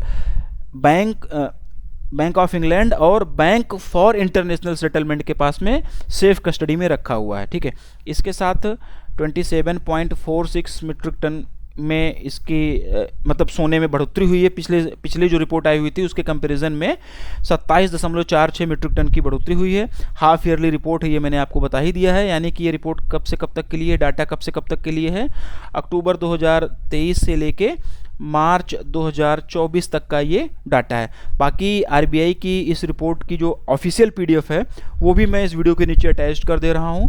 शायद 10-12 पन्ने की PDF है, तो उसको भी एक बार आप लोग गो थ्रू कर जाएंगे तो कुछ एक इन्फॉर्मेशन और है। हालांकि वो बहुत ज़्यादा ज़रूरी नहीं थी, लेकिन एक बार पढ़ लेंगे, अगर टाइम मिलता है तो पढ़ लीजिएगा, कोई दिक्कत नहीं है। थोड़ा सा मतलब अच्छा ही रहेगा आप लोगों के लिए। और इसी वीडियो के नीचे PDF के फॉर्मेट में मैं उसको अटैच कर दे रहा हूँ, ठीक है। आगे बढ़ते हैं। The government of India will receive how much amount more dividend from public sector banks in financial year 24 compared to financial year 23 due to the payouts declared by them on the back of strong financial performance। Question बढ़िया है exam point of view से, ध्यान से सुनना। भारत सरकार को मजबूत वित्तीय प्रदर्शन के आधार पर उनके द्वारा घोषित भुगतानों के कारण वित्त वर्ष 2023 की तुलना में वित्त वर्ष 2024 में सार्वजनिक क्षेत्र के बैंकों से कितना अधिक लाभांश प्राप्त होगा। कुल मिला के ये पूछा गया है कि 2024 में जो पब्लिक सेक्टर बैंक्स हैं वो कितना अधिक डिविडेंड, कितने % अधिक डिविडेंड फाइनेंशियल ईयर 2023 की तुलना में भारत सरकार को देंगे। बस इतना ही इसमें पूछा गया है, ठीक है। सही उत्तर इसका हो जाएगा 30%, ऑप्शन नंबर सी, ठीक है। थोड़ा सा एक्सपांड करते हैं, थोड़ा सा और चीज़ों को समझने की कोशिश करते हैं कि क्या है इसके पीछे का पूरा माजरा क्या है। PSBs यानी कि पब्लिक सेक्टर बैंक के द्वारा फाइनेंशियल ईयर 2024 में अच्छा प्रदर्शन करने के कारण गवर्नमेंट ऑफ इंडिया को 30% अधिक लाभांश प्राप्त होगा पब्लिक सेक्टर बैंक से फाइनेंशियल ईयर 2023 की तुलना में, ठीक। क्वेश्चन अच्छा है, मैं बोल रहा हूँ कि जो भी चीज़ें बता रहा हूँ ध्यान से सुनो आप लोग, ठीक है। PSBs जो हैं जो भी PSBs हैं वो फाइनेंशियल ईयर 2024 में गवर्नमेंट ऑफ इंडिया को लगभग 18,013 करोड़ रुपए एज ए डिविडेंड के रूप में देंगी, एज ए लाभांश के रूप में देंगी, जबकि पिछले फाइनेंशियल ईयर में ये सिर्फ 13,804 करोड़ रुपए ही एज ए डिविडेंड के रूप में दी हुई थी, ठीक है ना। तो ये चीज़ आप लोग याद रखना है, यहाँ से क्वेश्चन बन सकता है। टोटल 12 PSBs हैं, ठीक है ना। इन 12 PSBs में से 10 PSBs ने अपने डिविडेंड डिक्लेयर कर दिए हैं। सेंट्रल बैंक ऑफ इंडिया और इंडियन ओवरसीज बैंक ने अपना डिविडेंड डिक्लेयर नहीं किया है, ये भी पूछा जा सकता है। Central bank of India CBI और इंडियन ओवरसीज बैंक IOB, इन दोनों बैंकों ने अपना डिविडेंड घोषित नहीं किया है, क्योंकि बोला ना कि 12 में से 10 नहीं किया हुआ है, तो जो 2 नहीं किए हुए हैं ये हैं, बाकी सब ने कर रखा है, ठीक है। डाटा याद रखना, क्वेश्चन यहाँ से बनेगा, जो भी बता रहा हूँ ध्यान से सुनते रहना, ठीक।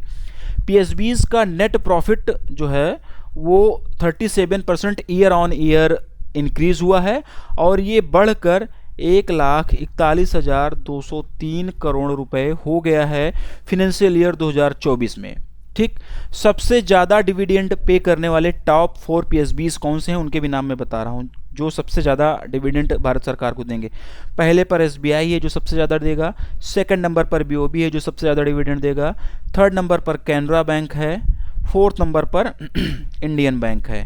ठीक है ना, फोर्थ नंबर पर इंडियन बैंक है। ठीक, गवर्नमेंट ऑफ इंडिया को टोटल सभी पीएसबीज के द्वारा जितना डिविडेंड पे किया जाएगा उनके टोटल का 39% डिविडेंड अकेले एसबीआई के द्वारा दिया जाएगा। तो ये इस तरीके से भी एक क्वेश्चन बन सकता है। ठीक है ना, तो सारी बातों को ध्यान से सुनना, मुरारी बापू की किताब के तरीके से नहीं सुनना। जो भी लाइनें बोल रहा हूँ ना समझ लेना कि वेद व्यास जी बोल रहे हैं और गणेश जी लिख रहे हैं, तो वैसा सिचुएशन बना लेना, इसको सुन लेना और इसकी पीडीएफ भी पढ़ लेना काम आएगा, एग्जाम पॉइंट ऑफ व्यू से क्वेश्चन जरूरी है। ठीक, ये बात हो गई। और एक काम अब और करते हैं, इस क्वेश्चन को जब मैं फ्रेम कर रहा था तो इस क्वेश्चन को हम लोग अब ना अभी आरबीआई के सर्कुलर से रिलेट करते हैं। इस क्वेश्चन को आरबीआई के सर्कुलर से रिलेट करते हैं और ये जानने का प्रयास करते हैं कि क्वेश्चन और कैसे फ्रेम किया जा सकता है। ठीक है ना, ये सिर्फ मैं अपना दिमाग लगा रहा हूँ कि इस तरीके से भी एक क्वेश्चन बन सकता है, क्योंकि इस पर्टिकुलर क्वेश्चन में मैं अभी आरबीआई का सर्कुलर इंक्लूड कर रहा हूँ कि सर्कुलर को और इस तरीके की करंट न्यूज़ को मिला के किस तरीके से क्वेश्चन फ्रेम कर सकते हैं। ठीक है ना, तो मैं अपना दिमाग लगा के कुछ एक चीज़ें आप लोगों के लिए नया नया करता रहता हूँ। आप लोग भी इसी तरीके से अपना दिमाग लगाया करो, आप लोग भी अपनी थिंकिंग एबिलिटी को डेवलप करो कि किस और तरीके से क्वेश्चन बन सकते हैं। उससे क्या होगा कि चीज़ें आसान हो जाएंगी और आईबीपीएस कितना भी फिर क्वेश्चन टफ करे आपके लिए थोड़ा सा चीज़ें आसान रहेंगी। ठीक है ना, अभी जो हो जाता है कि किस तरीके के क्वेश्चन पूछ लिए गए, समझ में नहीं आ रहा है, क्या हो गया, तो थोड़ा सा अपनी थिंकिंग एबिलिटी डेवलप करो। सिर्फ टीचर के भरोसे मत बैठो, कोई भी सब्जेक्ट पढ़ रहे हो तो सिर्फ टीचर के भरोसे उसके मत बैठो, थोड़ा सा अपना भी हाथ पैर मारो, थोड़ा सा अपना भी एक्टिव मोड में आओ। ठीक है ना, वापस आते हैं क्वेश्चन पे 2005 का जिक्र करते हैं। 2005 में आरबीआई का दिशा निर्देश था कि डिविडेंड यानी कि लाभांश की घोषणा करने के लिए एलिजिबल होने के लिए बैंकों को 7% एनएनपीए अनुपात मेंटेन करना होगा। ठीक, और अभी जनवरी में आरबीआई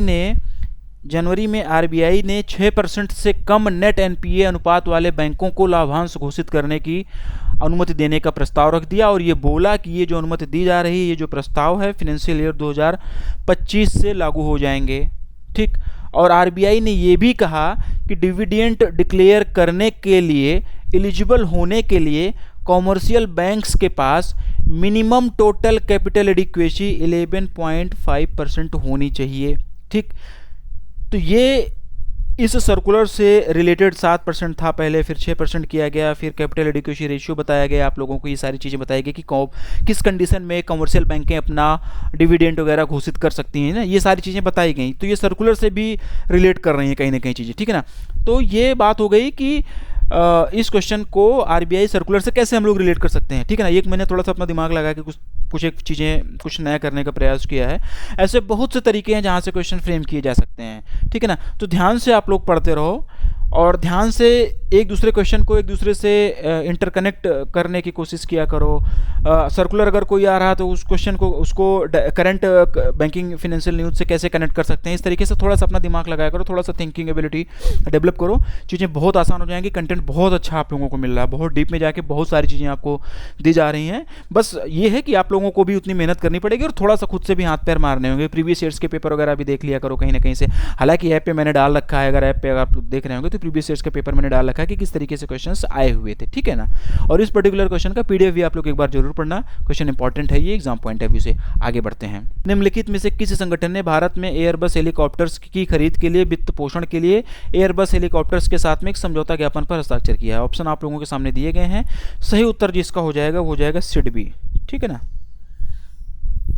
इसका जो सही उत्तर हो जाएगा ऑप्शन नंबर डी सिडबी जो है सही उत्तर हो जाएगा। भारत के पहले trade receivables electronics discounting system exchange platform जिसका नाम receivables exchange of India limited यानी कि RXIL है, इसने 50 लाख से अधिक MSME इनवॉइसेस को वित्त पोषित किया। मतलब 50 लाख से अधिक इनवॉइसेस के जरिए इन्होंने MSMEs को फंडिंग वगैरह दी है। तो जिसकी कुल कीमत कितनी है, तो जो ये फंडिंग 50 लाख से अधिक इनवॉइसेस को की गई है, कितने की फंडिंग की गई, कितना का वित्त पोषण किया गया, ये इसमें पूछा गया है। ठीक है, सही उत्तर इसका हो जाएगा 1 लाख करोड़ रुपए, ऑप्शन नंबर ए। ठीक, सही उत्तर इसका क्या हो जाएगा, 1 लाख करोड़ रुपए, ऑप्शन नंबर 1। RXIL ने 50 लाख से भी ज़्यादा MSMEs को 1 लाख करोड़ रुपए से भी थोड़ा सा ज़्यादा टोटल इन्वॉइसिंग की है, मतलब कि इतने का 1 लाख से भी थोड़ा सा ज़्यादा का फिनेंशियल असिस्टेंस दिया हुआ है। इनवॉइस फाइनेंसिंग के माध्यम से RXIL MSMEs को वर्किंग कैपिटल सॉल्यूशंस वगैरह प्रोवाइड करती है। RXIL, SIDBI, NSE India, ICICI bank, SBI, Yes bank, इन सब का ज्वाइंट वेंचर है। फिर से सुनो, SIDBI, NSE India, ICICI bank, SBI, Yes bank का ज्वाइंट वेंचर है RXIL, और इसी के द्वारा प्रमोटेड भी है। ये RXIL पहली एंटिटी है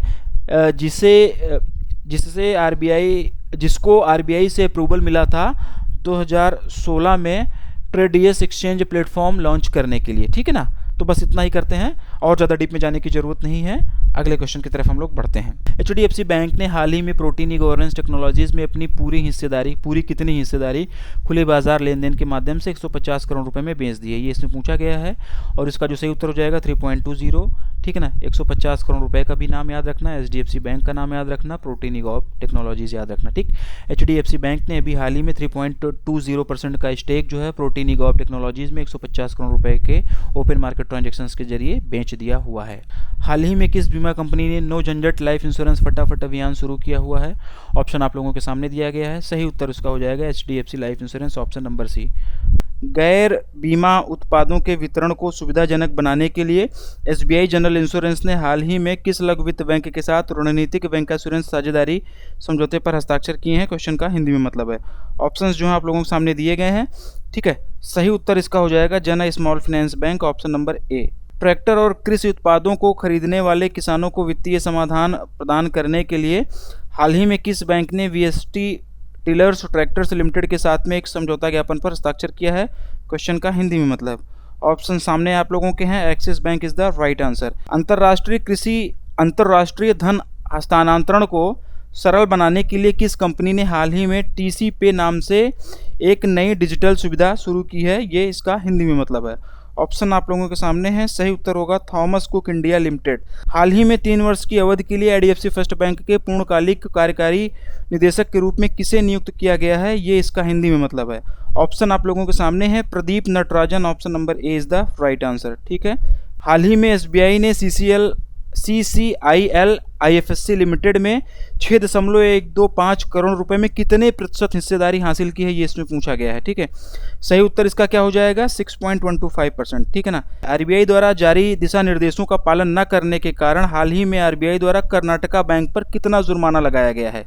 ये इसमें पूछा गया है। ठीक है, सही उत्तर क्या हो जाएगा? 59.10 लाख। ठीक, RBI के द्वारा कर्नाटका बैंक पर अभी 59.10 लाख रुपीज़ का पेनल्टी लगाई गई है। ठीक है ना, पेनल्टी लगाई गई, क्यों लगाई गई है? RBI के द्वारा इशू डायरेक्शंस को जो है वो पालन ना करने के कारण, non compliance with direction issued by the RBI के द्वारा जारी किए गए दिशा निर्देशों का पालन नहीं करने के कारण ये इतना पेनल्टी इस पे लगाया गया है। निम्नलिखित में से किस संगठन ने हाल ही में अर्थव्यवस्था की स्थिति शीर्षक से एक रिपोर्ट पब्लिश की है? ये इस क्वेश्चन का हिंदी में मतलब है। पहले तो ये रिपोर्ट का नाम याद रखना, स्टेट ऑफ इकोनॉमी। किसके द्वारा ये पब्लिश किया गया है? ये इसका पूछा गया है, इसमें RBI के द्वारा ये पब्लिश किया गया है। ठीक, अब ये RBI की रिपोर्ट है। ठीक है, RBI की रिपोर्ट भी हम लोग यहाँ पे डिस्कस करने चल रहे हैं। तो RBI की रिपोर्ट है तो एग्जाम पॉइंट ऑफ व्यू से इंपॉर्टेंट होगी। तो इसके जो भी इंपॉर्टेंट पॉइंट्स हैं टू द पॉइंट वो एक एक करके मैं पढ़ा रहा हूँ। PDF में भी आपको ऐसे ही मिलेगा, तो ध्यान से सुनना। अगर अभी तक एक्टिव मोड में नहीं रहे हो तो फिर से आ जाओ, एक एक पॉइंट को नोट डाउन वगैरह कर लेना। यहाँ से क्वेश्चन बनने के चांसेस पूरे के पूरे बनते हैं। ठीक है ना, क्या बताया गया है इस रिपोर्ट में? अप्रैल 2024। ठीक है, अप्रैल 2024 में फूड इन्फ्लेशन 7.7% से बढ़कर 7.9% हो गया है। मतलब पहले 7.7% था और अब 7.9% हो गया, पहला पॉइंट। अगला पॉइंट जो बताया गया है, फाइनेंशियल ईयर 2025 में CPI इन्फ्लेशन 4.5% अनुमानित है। अप्रैल 2024 में रूरल इन्फ्लेशन 5.43% था। अप्रैल 2024 की ही बात हो रही है। फिनेंशियल ईयर 2024 में इंडिया का नेट एफडीआई जो है वो 62.17% घटकर 10.58 बिलियन यूएसडी हो गया, जो कि 2007 के बाद से सबसे कम है। फिनेंशियल ईयर 2023 में ये 27.98 बिलियन यूएसडी था। ठीक है ना, ये सारे के सारे पॉइंट्स सुनते चलना, यहाँ से क्वेश्चंस बनेंगे। टोटल एफडीआई का 80%, जितना टोटल एफडीआई आया हुआ है इंडिया में, उसका 80% एफडीआई सिंगापुर, ठीक है ना, उसका 80% एफडीआई सिंगापुर, ठीक है, मॉरिशस, यूएसए, नीदरलैंड, ठीक है ना, इसके साथ साथ में जापान और यूएई से आया हुआ है। ये चीज़ भी आप लोग याद रखना। टोटल एफडीआई का 80% FDI Singapore, Mauritius, USA, Netherlands, Japan और यूएई से आया हुआ है। अगला पॉइंट इस रिपोर्ट में ये बताया गया है कि लिबरलाइज्ड रेमिटेंस स्कीम जो एलआरएस होती है, ठीक है ना, अब एलआरएस क्या होती है आपको पता होगा, पिछली कई क्लासेस में बताया गया है। इस उम्मीद के साथ में मैं आगे बढ़ रहा हूँ। लिबरलाइज्ड रेमिटेंस स्कीम के तहत आउटवर्ड रेमिटेंस में रिकॉर्ड बढ़ोतरी हुई है फिनेंशियल ईयर 2024 में। ये बढ़कर 31.73 बिलियन यूएसडी हो गया है, ठीक है ना, बिलियन यूएसडी हो गया है फिनेंशियल ईयर 2024 में, जो कि फिनेंशियल ईयर 2023 की तुलना में 16.91% अधिक है।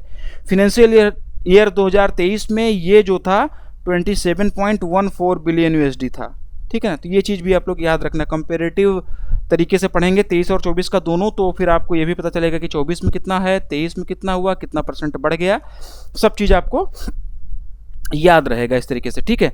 एनआरआई डिपॉजिट फ्लो में भी बढ़ोतरी हुई है फिनेंशियल ईयर 2024 में, और ये जो है 63.5% से बढ़कर जो है 14.7 बिलियन यूएसडी हो गया है, जो कि पिछले 8 सालों के दौरान सबसे ज़्यादा है, ठीक। तो ये कुछ एक पॉइंट्स थे इस पर्टिकुलर रिपोर्ट से संबंधित, जो कि एग्जाम पॉइंट ऑफ व्यू से ज़रूरी थे। तो ये सारा चीज़ आप लोग ध्यान से सुन लिए होंगे अभी तक आप लोग, मैं ऐसी उम्मीद कर रहा हूँ। और नहीं अगर चीज़ें समझ में आई तो एक बार क्लास को पीछे करके फिर से देख लीजिए, तो आपको और अच्छे से समझ में आ जाएंगे। और याद रखना जरूरी है, क्योंकि क्वेश्चन यहाँ से बनने के पूरे चांसेस बनते हैं। How much dividend has recently been approved by the RBI for the government of India for the fiscal year 2023-2024। हाल ही में आरबीआई ने वित्त वर्ष 2023-24 के लिए भारत सरकार को कितना लाभांश स्वीकृत किया है, ये इसमें पूछा गया है, ठीक है। क्या पूछा गया है कि आरबीआई ने हाल ही में वित्त वर्ष 2023-24 के लिए भारत सरकार को कितना डिविडेंड स्वीकृत किया हुआ है, ये इसका हिंदी में मतलब है। ऑप्शन आप लोगों के सामने दिए गए, पहला इसका सही उत्तर हो जाएगा 2,10,874 करोड़ रुपए। ये आप लोग याद रखना, ठीक है ना, ये आप लोग याद रखना। अगर इसकी अप्रॉक्सीमेट वैल्यू हम लोग करें तो 2.11 लाख करोड़ रुपए। ऑप्शन देख के उसी हिसाब से आप लोग मतलब क्लिक करिएगा। एग्जैक्ट वैल्यू 2,11,874 करोड़ है, लेकिन ऑप्शन में 2.11 लाख करोड़ रुपए भी दे सकते हैं, ठीक है। और ये फिनेंशियल ईयर 2023, ये जो है 2024 के लिए इतना डिविडेंड जो है आरबीआई गवर्नमेंट ऑफ इंडिया को देगी। लेकिन अगर फिनेंशियल ईयर 23 की बात करें तो फिनेंशियल ईयर 23 के डिविडेंड से ये 141% ज़्यादा है। फिनेंशियल ईयर 2023 में 87,416 करोड़ रुपए एज ए डिविडेंड दिए थे आरबीआई ने गवर्नमेंट ऑफ इंडिया को, ठीक है।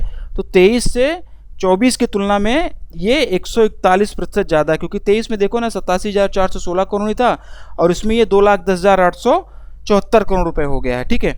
इन्वेस्टमेंट में करेंटली जो है, इन्वेस्टमेंट में करेंसी प्रिंटिंग फीस के ज़रिए डॉलर के ऊपर नीचे होने से जो सरप्लस अमाउंट आरबीआई जनरेट करती है, उसका कुछ हिस्सा सालाना गवर्नमेंट ऑफ इंडिया को देती है आरबीआई, ठीक है।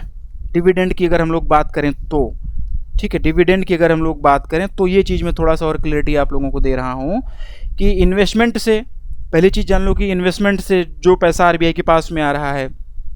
दूसरा, करेंसी प्रिंटिंग फीस के जरिए, करेंसी वगैरह जो प्रिंट की जाती है उसकी फ़ीस के जरिए जो पैसा आ रहा है।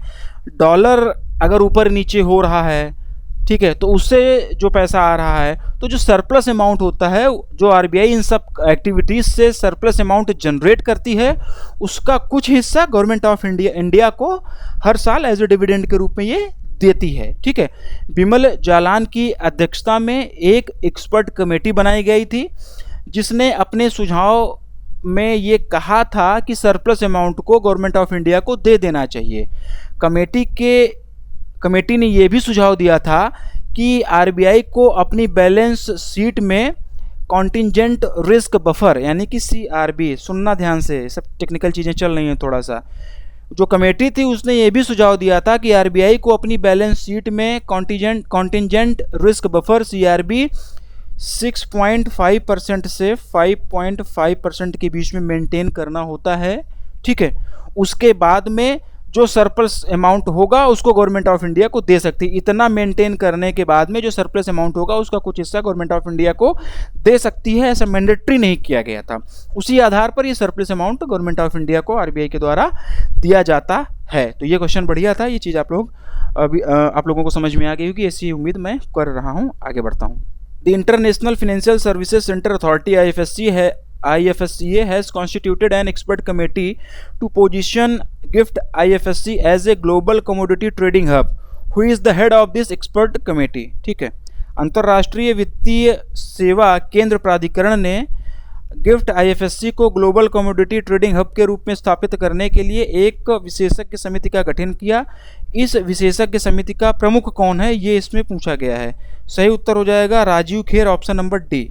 ठीक है, सही उत्तर इसका हो जाएगा Rajiv Kher, option number D. और ये जो राजीव खेर हैं ये फॉर्मर सेक्रेटरी हैं ministry of commerce and industry के। ठीक, और ये जो कमेटी है टोटल इसमें 21 मेंबर हैं, 21 लोगों की ये कमेटी है। ऑप्शन में जितने और भी नाम दिए गए हैं ये सभी इस कमेटी के हिस्सा हैं। ठीक है, 21 लोगों के नाम जानना जरूरी नहीं है, लेकिन मतलब थोड़ा सा ये जो इसमें जानना जरूरी है कि कमेटी हेड कौन कर रहा है। तो राजीव खेर इस कमेटी को हेड कर रहे हैं। कमेटी काम क्या करेगी ये क्वेश्चन में ही बताया गया है कि ग्लोबल कमोडिटी ट्रेडिंग हब के रूप में IFSC को जो है मतलब उसको as a global commodity head के रूप में स्थापित करने के लिए ये कमेटी जो है बेसिकली बनाई गई है। ठीक है, ग्लोबल कमोडिटी ट्रेडिंग हब बनाने के लिए ये कमेटी अपने सुझाव वगैरह देगी। ठीक है, आगे बढ़ते हैं। As per RBI data presented in parliament, unclaimed deposits in public and private sector banks reached as of March. मतलब कि संसद में प्रस्तुत आरबीआई के आंकड़ों के अनुसार सार्वजनिक और निजी क्षेत्रों के बैंकों में दावा ना किए गए जमा यानी कि अनक्लेम्ड डिपॉजिट मार्च 2023 तक कितने पहुंच गए, कितने अनक्लेम्ड डिपॉजिट हैं मार्च 2023 तक संसद में प्रेजेंट किए गए डाटा के हिसाब से। तो इसका सही उत्तर जो हो जाएगा 42,270 करोड़ रुपए, ऑप्शन नंबर बी। क्या हो जाएगा, ऑप्शन नंबर बी 42,270 करोड़ रुपए। ये क्वेश्चन इंपॉर्टेंट है, ध्यान से सुनना, एग्जाम पॉइंट ऑफ व्यू से जरूरी है। ठीक है, दिसंबर 2022 में अनक्लेम्ड डिपॉजिट जो था वो 39,900 करोड़ रुपीस था। ठीक है, थोड़ा डीप में चलते हैं, थोड़ा अच्छे से इस क्वेश्चन को पढ़ते हैं हम लोग। ठीक है ना, डाटा वगैरह पढ़ते हैं। दिसंबर 2023 तक पब्लिक सेक्टर बैंक के पास में टोटल 33,303 करोड़ रुपए का अनक्लेम्ड डिपॉजिट था, जो कि टोटल अनक्लेम्ड डिपॉजिट का 83% है। तो क्वेश्चन ये भी पूछा जा सकता है कि टोटल अनक्लेम्ड डिपॉजिट का कितना प्रतिशत पब्लिक सेक्टर बैंक के पास में था। तो उस कंडीशन में आंसर जो हो जाएगा 83% हो जाएगा। ठीक है ना, क्वेश्चन अच्छा है, थोड़ा सा डीप में चल रहे हैं, एक एक करके सारी चीज़ें हम लोग यहाँ पे पढ़ेंगे। आँख कान नाक गला मुंह सब कुछ खोल लीजिएगा, सारी चीज़ों को ध्यान से सुनिएगा, क्वेश्चन यहाँ से बनने के चांसेस सबसे ज़्यादा हैं। ठीक है, एसबीआई के पास अगर हम लोग बात करें तो 2.16 करोड़ अकाउंट होल्डर्स के साथ, मतलब ये इतने नंबर ऑफ अकाउंट होल्डर हैं एसबीआई के पास में 2.16 करोड़ अकाउंट होल्डर के साथ 8,069 करोड़ रुपीस का अनक्लेम्ड डिपॉजिट पड़ा हुआ है। ये बात हो रही है एसबीआई की। इसके बाद में सेकंड नंबर पर आता है पीएनबी। पीएनबी के पास में 5,298 करोड़ रुपए का अनक्लेम्ड डिपॉजिट पड़ा हुआ है। तो ये दोनों बैंकें हो गई पब्लिक सेक्टर बैंक की। प्राइवेट सेक्टर बैंक में अगर हम लोग चलते हैं उनकी बात करें तो आईसीआई बैंक के पास में 31.8 लाख अकाउंट होल्डर, ठीक है ना, ये नंबर अकाउंट होल्डर्स की बात हो रही है, ठीक है ना। आईसीआईसीआई बैंक के पास में 31.8 लाख अकाउंट होल्डर्स के साथ 1074 करोड़ रुपए का अनक्लेम्ड डिपॉजिट पड़ा हुआ है। इसके बाद में जो नंबर आता है एचडीएफसी का आता है। एचडीएफसी के पास में 447 करोड़ रुपए का अनक्लेम्ड डिपॉजिट पड़ा हुआ है, ठीक है। फॉरेन बैंक्स की अगर हम लोग बात करें तो दिसंबर 2022 तक 94 करोड़ रुपए का अनक्लेम्ड डिपॉजिट था फॉरेन बैंक की कैटेगरी में, ठीक है ना। फॉरेन बैंक की अगर हम लोग बात करें तो डीएसबी बैंक के पास में सबसे ज़्यादा ये था, ठीक है ना। दिसंबर तक 94 करोड़ रुपए अनक्लेम्ड डिपॉजिट था, जो कि फॉरेन बैंक की कैटेगरी में सबसे ज़्यादा था। अब अगर बात करें थोड़ा सा कि ये अनक्लेम्ड डिपॉजिट की, ठीक है, तो अनक्लेम्ड डिपॉजिट तो वैसे पता होगा आप लोगों को, लेकिन थोड़ा सा मैं बताता हूँ कि अनक्लेम्ड डिपॉजिट बेसिकली क्या होते हैं। अनक्लेम्ड देखिए क्या होता है कि कोई भी अकाउंट जो 10 साल से इनएक्टिव है या फिर कोई भी डिपॉजिट जो 10 साल से क्लेम नहीं किया जा रहा है, तो वो सब अनक्लेम्ड डिपॉजिट की कैटेगरी में आ जाते हैं। और ये जो अनक्लेम्ड डिपॉजिट के फंड होते हैं ये depositors education and allowance fund में ट्रांसफ़र कर दिए जाते हैं, DEA डिपॉजिटर्स, ठीक है ना। ये किस में किए जाते हैं? Depositors education and awareness, allowance नहीं अवेयरनेस, ठीक है, वो थोड़ा सा करेक्ट करिएगा आप लोग। ये जो भी अनक्लेम्ड डिपॉजिट होते हैं जिसका कोई राजी गाहकी नहीं होता, जिसका कोई लेने वाला आता पता नहीं होता है, तो वो जो भी अनक्लेम्ड डिपॉजिट मतलब कि उसका कोई क्लेम कर ही नहीं रहा है, उसको लेने वाला कोई है नहीं है, तो ये जो अनक्लेम्ड डिपॉजिट है ये डिपॉजिटर्स एजुकेशन एंड अवेयरनेस, जिसको कि हम लोग DEA फंड बोलते हैं, उस फंड में ट्रांसफ़र कर दिया जाता है। और ये जो DEA फंड होता है ये RBI के द्वारा मेंटेन किया जाता है, ठीक है, RBI के द्वारा ये मेंटेन किया जाता है। और जो बैंकें होती हैं वो इन ऑपरेटिव अकाउंट में मिनिमम बैलेंस मेंटेन ना करने के कारण कोई पेनल्टी नहीं लगा सकती हैं। यहाँ से भी क्वेश्चन बन सकता है, तो ये चीज़ समझिएगा कि अगर कोई अकाउंट इन ऑपरेटिव अकाउंट है और उसका मिनिमम बैलेंस मेंटेन नहीं है तो उसके कारण उस पर कोई पेनल्टी नहीं लगा सकती हैं। और जो DEA फंड में डिपॉजिटर्स का जो भी फंड जमा हो जाता है उसे बाद में डिपॉजिटर द्वारा क्लेम भी किया जा सकता है विद एप्लीकेबल इंटरेस्ट रेट, ठीक है। अनक्लेम डिपॉजिट है, उसका पैसा वैसा का कुछ पता नहीं है, फिर वो क्या होगा, उसको लेने वाला कोई है नहीं, तो फिर उसको क्या करेंगे कि depositor education and awareness DEA fund में उसको ट्रांसफ़र कर दिया जाता है। अब उसके बाद में मान लो कि जिसका फंड था वो आ गया, वापस आ गया, उसको कहीं से याद आ गई, तो वो पैसा जो DEA फंड में ट्रांसफ़र किया जाता है उसको बाद में डिपॉजिटर के द्वारा क्लेम भी किया जा सकता है और उस पर जो भी इंटरेस्ट रेट एप्लीकेबल होगा वो भी मिलेगा, ठीक है। ये चीज़ मतलब याद करते हुए चलिएगा आप लोग। और अनक्लेम्ड डिपॉजिट को सर्च करने के लिए RBI ने उद्गम का नाम भी आप लोग याद रखो। अनक्लेम्ड डिपॉजिट को सर्च करने के लिए RBI ने उद्गम नाम से एक ऑनलाइन पोर्टल भी लॉन्च किया हुआ है। उद्गम को फुल फॉर्म की अगर हम लोग बात करें तो unclaimed deposits gateway to access information, ठीक है।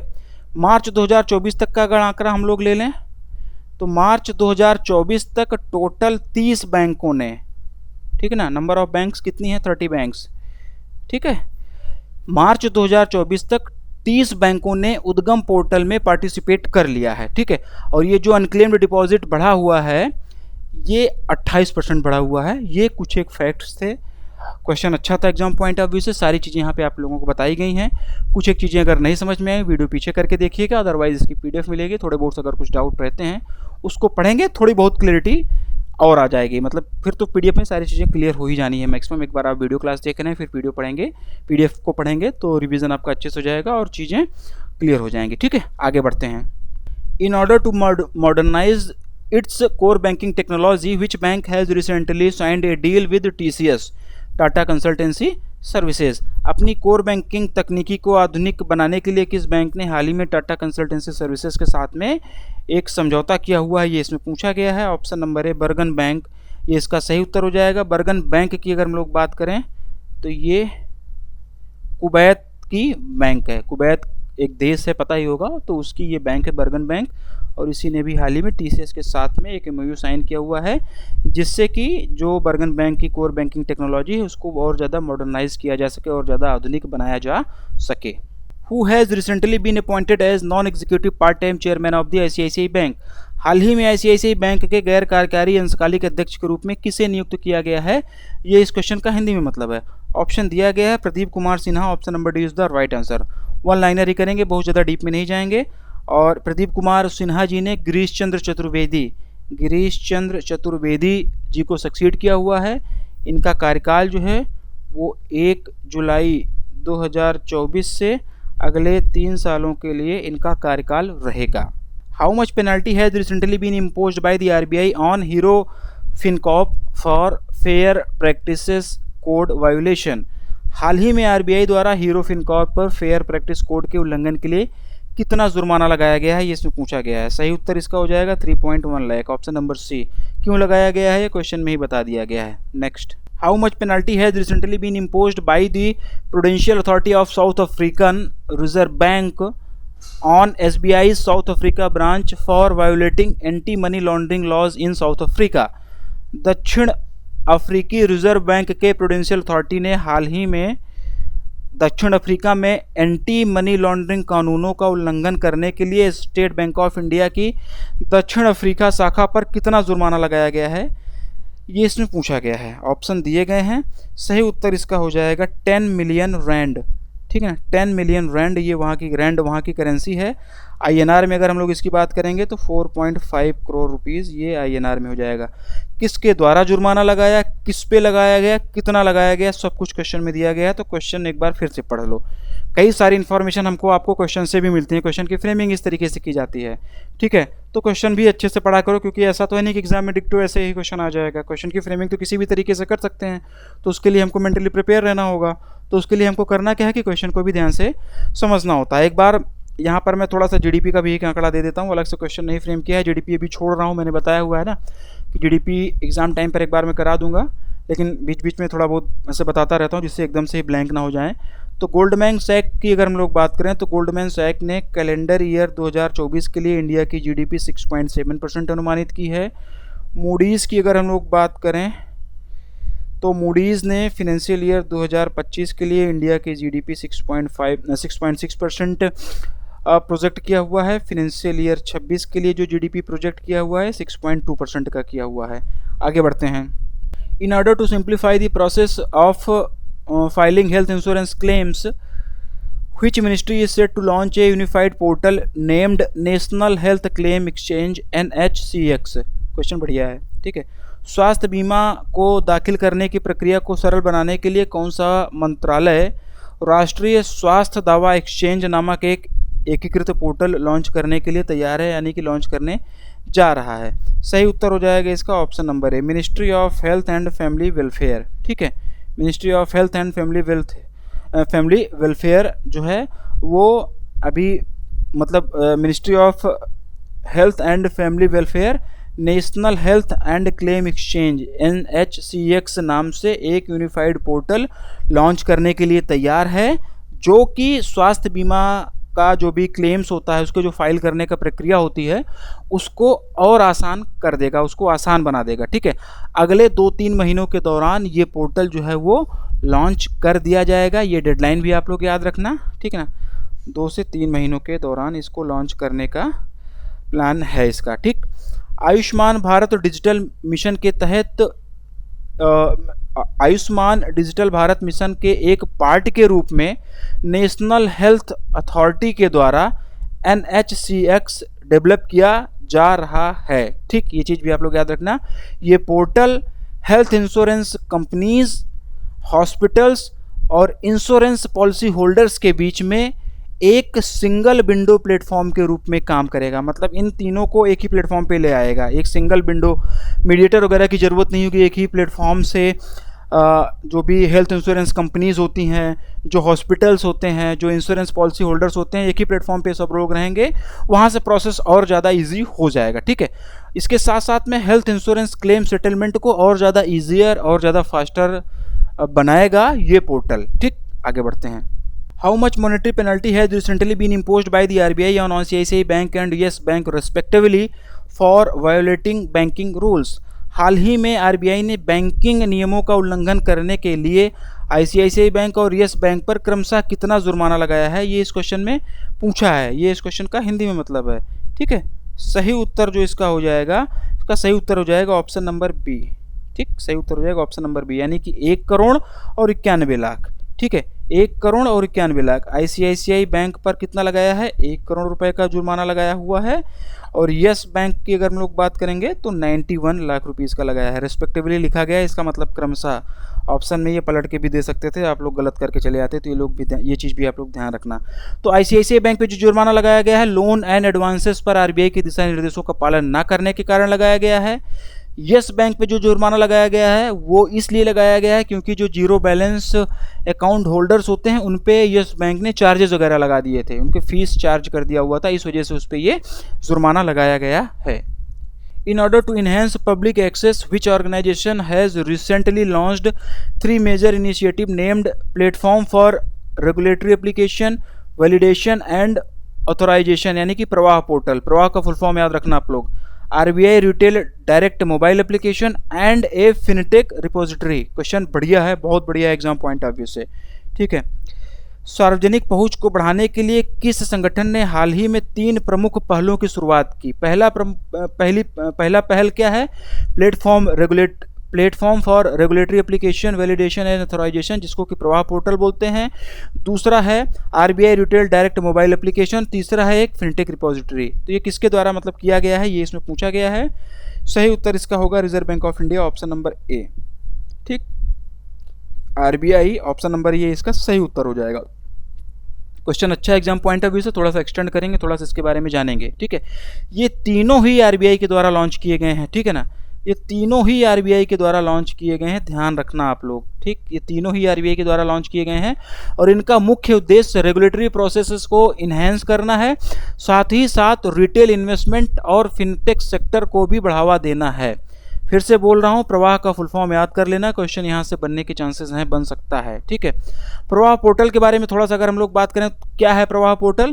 तो प्रवाह पोर्टल बेसिकली एक centralised secure web based platform है जो कि इंडिविजुअल्स को या फिर एंटिटीज़ को रेगुलेटरी अप्रूवल्स जैसे कि लाइसेंस, ऑथराइजेशंस, इन सब के लिए ऑनलाइन अप्लाई करने की सुविधा प्रदान करता है। ठीक है, और अभी वर्तमान में इस पोर्टल पर आरबीआई के डिफरेंट डिपार्टमेंट के 60 एप्लीकेशन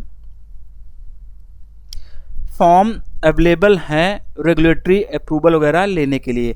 अब ये 60 क्या है, इसको समझ लो। देखो क्या होता है ना, आरबीआई से अगर कोई अप्रूवल लेना होता है, लाइसेंस का लेना है, पेमेंट गेटवे का लेना है, मतलब कई तरीके के अप्रूवल आरबीआई देता है। ठीक है, तो हर अप्रूवल के लिए, हर अलग अलग काम के लिए अलग अलग एप्लीकेशन फॉर्म फिल करना होता है। तो ये 60 तरीके के अलग अलग कामों के लिए 60 एप्लीकेशन फॉर्म अभी इस पर अवेलेबल करा दिए गए हैं। आने वाले टाइम पर और भी जो काम आरबीआई करता है उसके भी एप्लीकेशन फॉर्म वगैरह यहाँ पर अवेलेबल करा दिए जाएंगे। ये चीज़ आप लोग समझना। 60 एप्लीकेशन फॉर्म का मतलब ये नहीं कि 60 एप्लीकेंट्स ने फॉर्म अप्लाई कर रखा है, नहीं, वो नहीं है।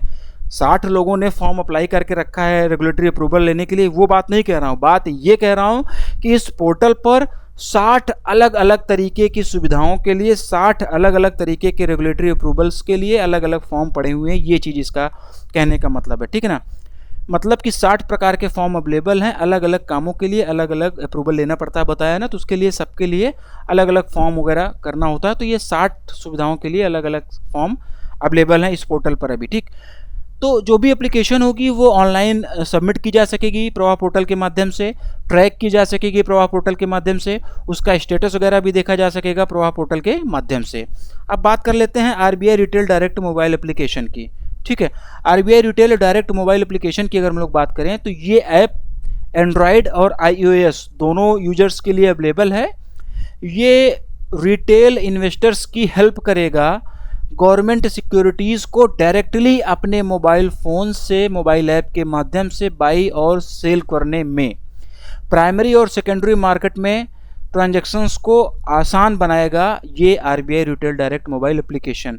फिनटेक रिपोजिटरी की अगर हम लोग बात करें तो ये रेगुलेटेड और अनरेगुलेटेड फर्मों के साथ साथ फिनटेक फर्म पर भी कॉम्प्रिहेंसिव डाटा प्रोवाइड करेगी। इसके साथ साथ आरबीआई ने केवल आरबीआई रेगुलेटेड एंटिटीज जैसे कि बैंक्स हो गया, एनबीएफसीज हो गया, इनके लिए एक एमटेक रिपोजिटरी लॉन्च किया हुआ है। ये मैं लिख दे रहा हूं, ठीक है, ये मैं लिख दे रहा हूं। एमटेक रिपोजिटरी लॉन्च किया गया है आरबीआई के द्वारा, केवल और केवल आरबीआई के द्वारा रेगुलेटेड एंटिटीज जो हैं जैसे कि बैंक, एनबीएफसीज के लिए, ठीक है ना, इनके लिए एमटेक रिपोजिटरीज लॉन्च किया गया है, जिससे कि इनके द्वारा एआई यानी कि artificial intelligence, machine language, machine learning, cloud computing technologies, इन सब को, जो ये सब मॉडर्न टेक्निक्स हैं, इसको अडॉप्ट करना आसान हो जाए, ठीक है। और ये दोनों रिपोजिटरीज हैं, ये रिजर्व बैंक इनोवेशन हब के द्वारा मैनेज की जाएंगी, RBIH। ये भी पूछा जा सकता है कि ये जो फिनटेक रिपोजिटरी है और ये जो एमटेक रिपोजिटरी है, ये किसके द्वारा मैनेज की जाती हैं, तो ये जो है रिजर्व बैंक इनोवेशन हब के द्वारा मैनेज की जाएंगी। आगे बढ़ते हैं। In order to launch a co-branded elite RuPay credit card, which bank has recently collaborated with Poonawala's FinCorp? Co-branded elite RuPay credit card launch करने के लिए हाल ही में किस बैंक ने पूनावाला फिनकॉर्प के साथ में सहयोग किया हुआ है, कोलेबोरेशन किया हुआ है, इसमें पूछा गया है। Option number C, IndusInd bank is the right answer. One liner करेंगे, बहुत डीप में जाने की जरूरत नहीं है। Name the bank which has recently decided to stop SMS notification for UPI transaction below the ₹100 from the 25th of June 2024। उस bank का नाम बताइए जिसने हाल ही में 25 जून 2024 से 100 रुपये से कम के यूपीआई लेन देन के लिए एसएमएस अधिसूचना बंद करने का फैसला किया है। मतलब कि 100 रुपये से कम का अगर कोई यूपीआई ट्रांजैक्शन होगा तो उसके लिए एसएमएस नहीं आएगा। ऐसा करने का फैसला कौन सी बैंक के द्वारा लिया गया है, ये इसमें पूछा गया है। HDFC bank, option number B is the right answer. केवल एसएमएस अलर्ट बंद किया जा रहा है, ध्यान रखना। 100 रुपये से कम का यूपीआई ट्रांजैक्शन करते हो तो जो एसएमएस आता है वो नहीं आएगा, बाकी सभी ट्रांजैक्शंस के लिए ईमेल अलर्ट जारी रहेगा। ईमेल से जो अलर्ट आता है वो आएगा, ठीक है, लेकिन जो एसएमएस एसएमएस अलर्ट होता है वो नहीं आएगा, वही बंद किया जा रहा है।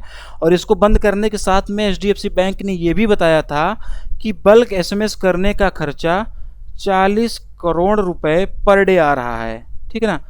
पर डे जो भी ट्रांजैक्शंस होते हैं उसका एसएमएस वगैरह जो ग्राहकों को जाता है उसके लिए बैंकों को पैसे देने पड़ते हैं एसएमएस सर्विस बाय करने के लिए। तो एचडीएफसी बैंक ने बताया कि पर डे का जो खर्चा आ रहा है एसएमएस करने का वो 40 करोड़ रुपए पर डे आ रहा है, इसीलिए जो 100 रुपये से कम के यूपीआई ट्रांजैक्शंस होंगे उसका एसएमएस नोटिफिकेशन बंद कर दिया जाएगा, ठीक है। ऐसा एचडीएफसी बैंक ने कहा है और ये 25 जून 2024 से प्रभावी हो जाएगा। आगे बढ़ते हैं। In order to offer financial support for food and agro-based industries, which scheme was recently launched by the Bank of Maharashtra? खाद्य और कृषि आधारित उद्योगों को वित्तीय सहायता प्रदान करने के लिए हाल ही में बैंक ऑफ महाराष्ट्र द्वारा कौन सी योजना शुरू की गई है, ये इस क्वेश्चन का हिंदी में मतलब है। ऑप्शन आप लोगों के सामने है, इसका सही उत्तर हो जाएगा महाकृषि समृद्धि योजना, ठीक है। महाकृषि समृद्धि योजना, बस इतना आप लोग जान लो, इससे ज़्यादा और कुछ जानने की ज़रूरत नहीं है। क्यों शुरू की गई योजना ये क्वेश्चन में ही बता दिया गया है। एक जीडीपी का क्वेश्चन ले लेते हैं। एसबीआई को रेप के अनुसार फाइनेंशियल ईयर 2025 के दौरान इंडिया की जो जीडीपी है वो 8% रहने का अनुमान है। अगला और लास्ट क्वेश्चन देखेंगे आज की इस क्लास का। How much fine has recently been imposed by the RBI on HSBC India for violation of reporting requirement under the liberalised remittance scheme of foreign exchange management act FEMA 1999। हाल ही में RBI द्वारा विदेशी मुद्रा प्रबंधन अधिनियम 1999 की उदारीकृत प्रेषण योजना के तहत रिपोर्टिंग आवश्यकताओं के उल्लंघन के लिए एचएसबीसी इंडिया पर कितना जुर्माना लगाया है, ये इसमें पूछा गया है। सही उत्तर हो जाएगा 36.38 lakh rupees, option number B, ठीक है। एचएसबीसी इंडिया पर ये जुर्माना लगाया गया है, क्यों लगाया गया है ये क्वेश्चन में ही बता दिया गया है, तो ये चीज़ आप लोग याद रखना, ठीक। आज की क्लास हम लोग यहीं पर ख़त्म करेंगे। हम लोगों ने जो है मई कंप्लीट कर लिया है।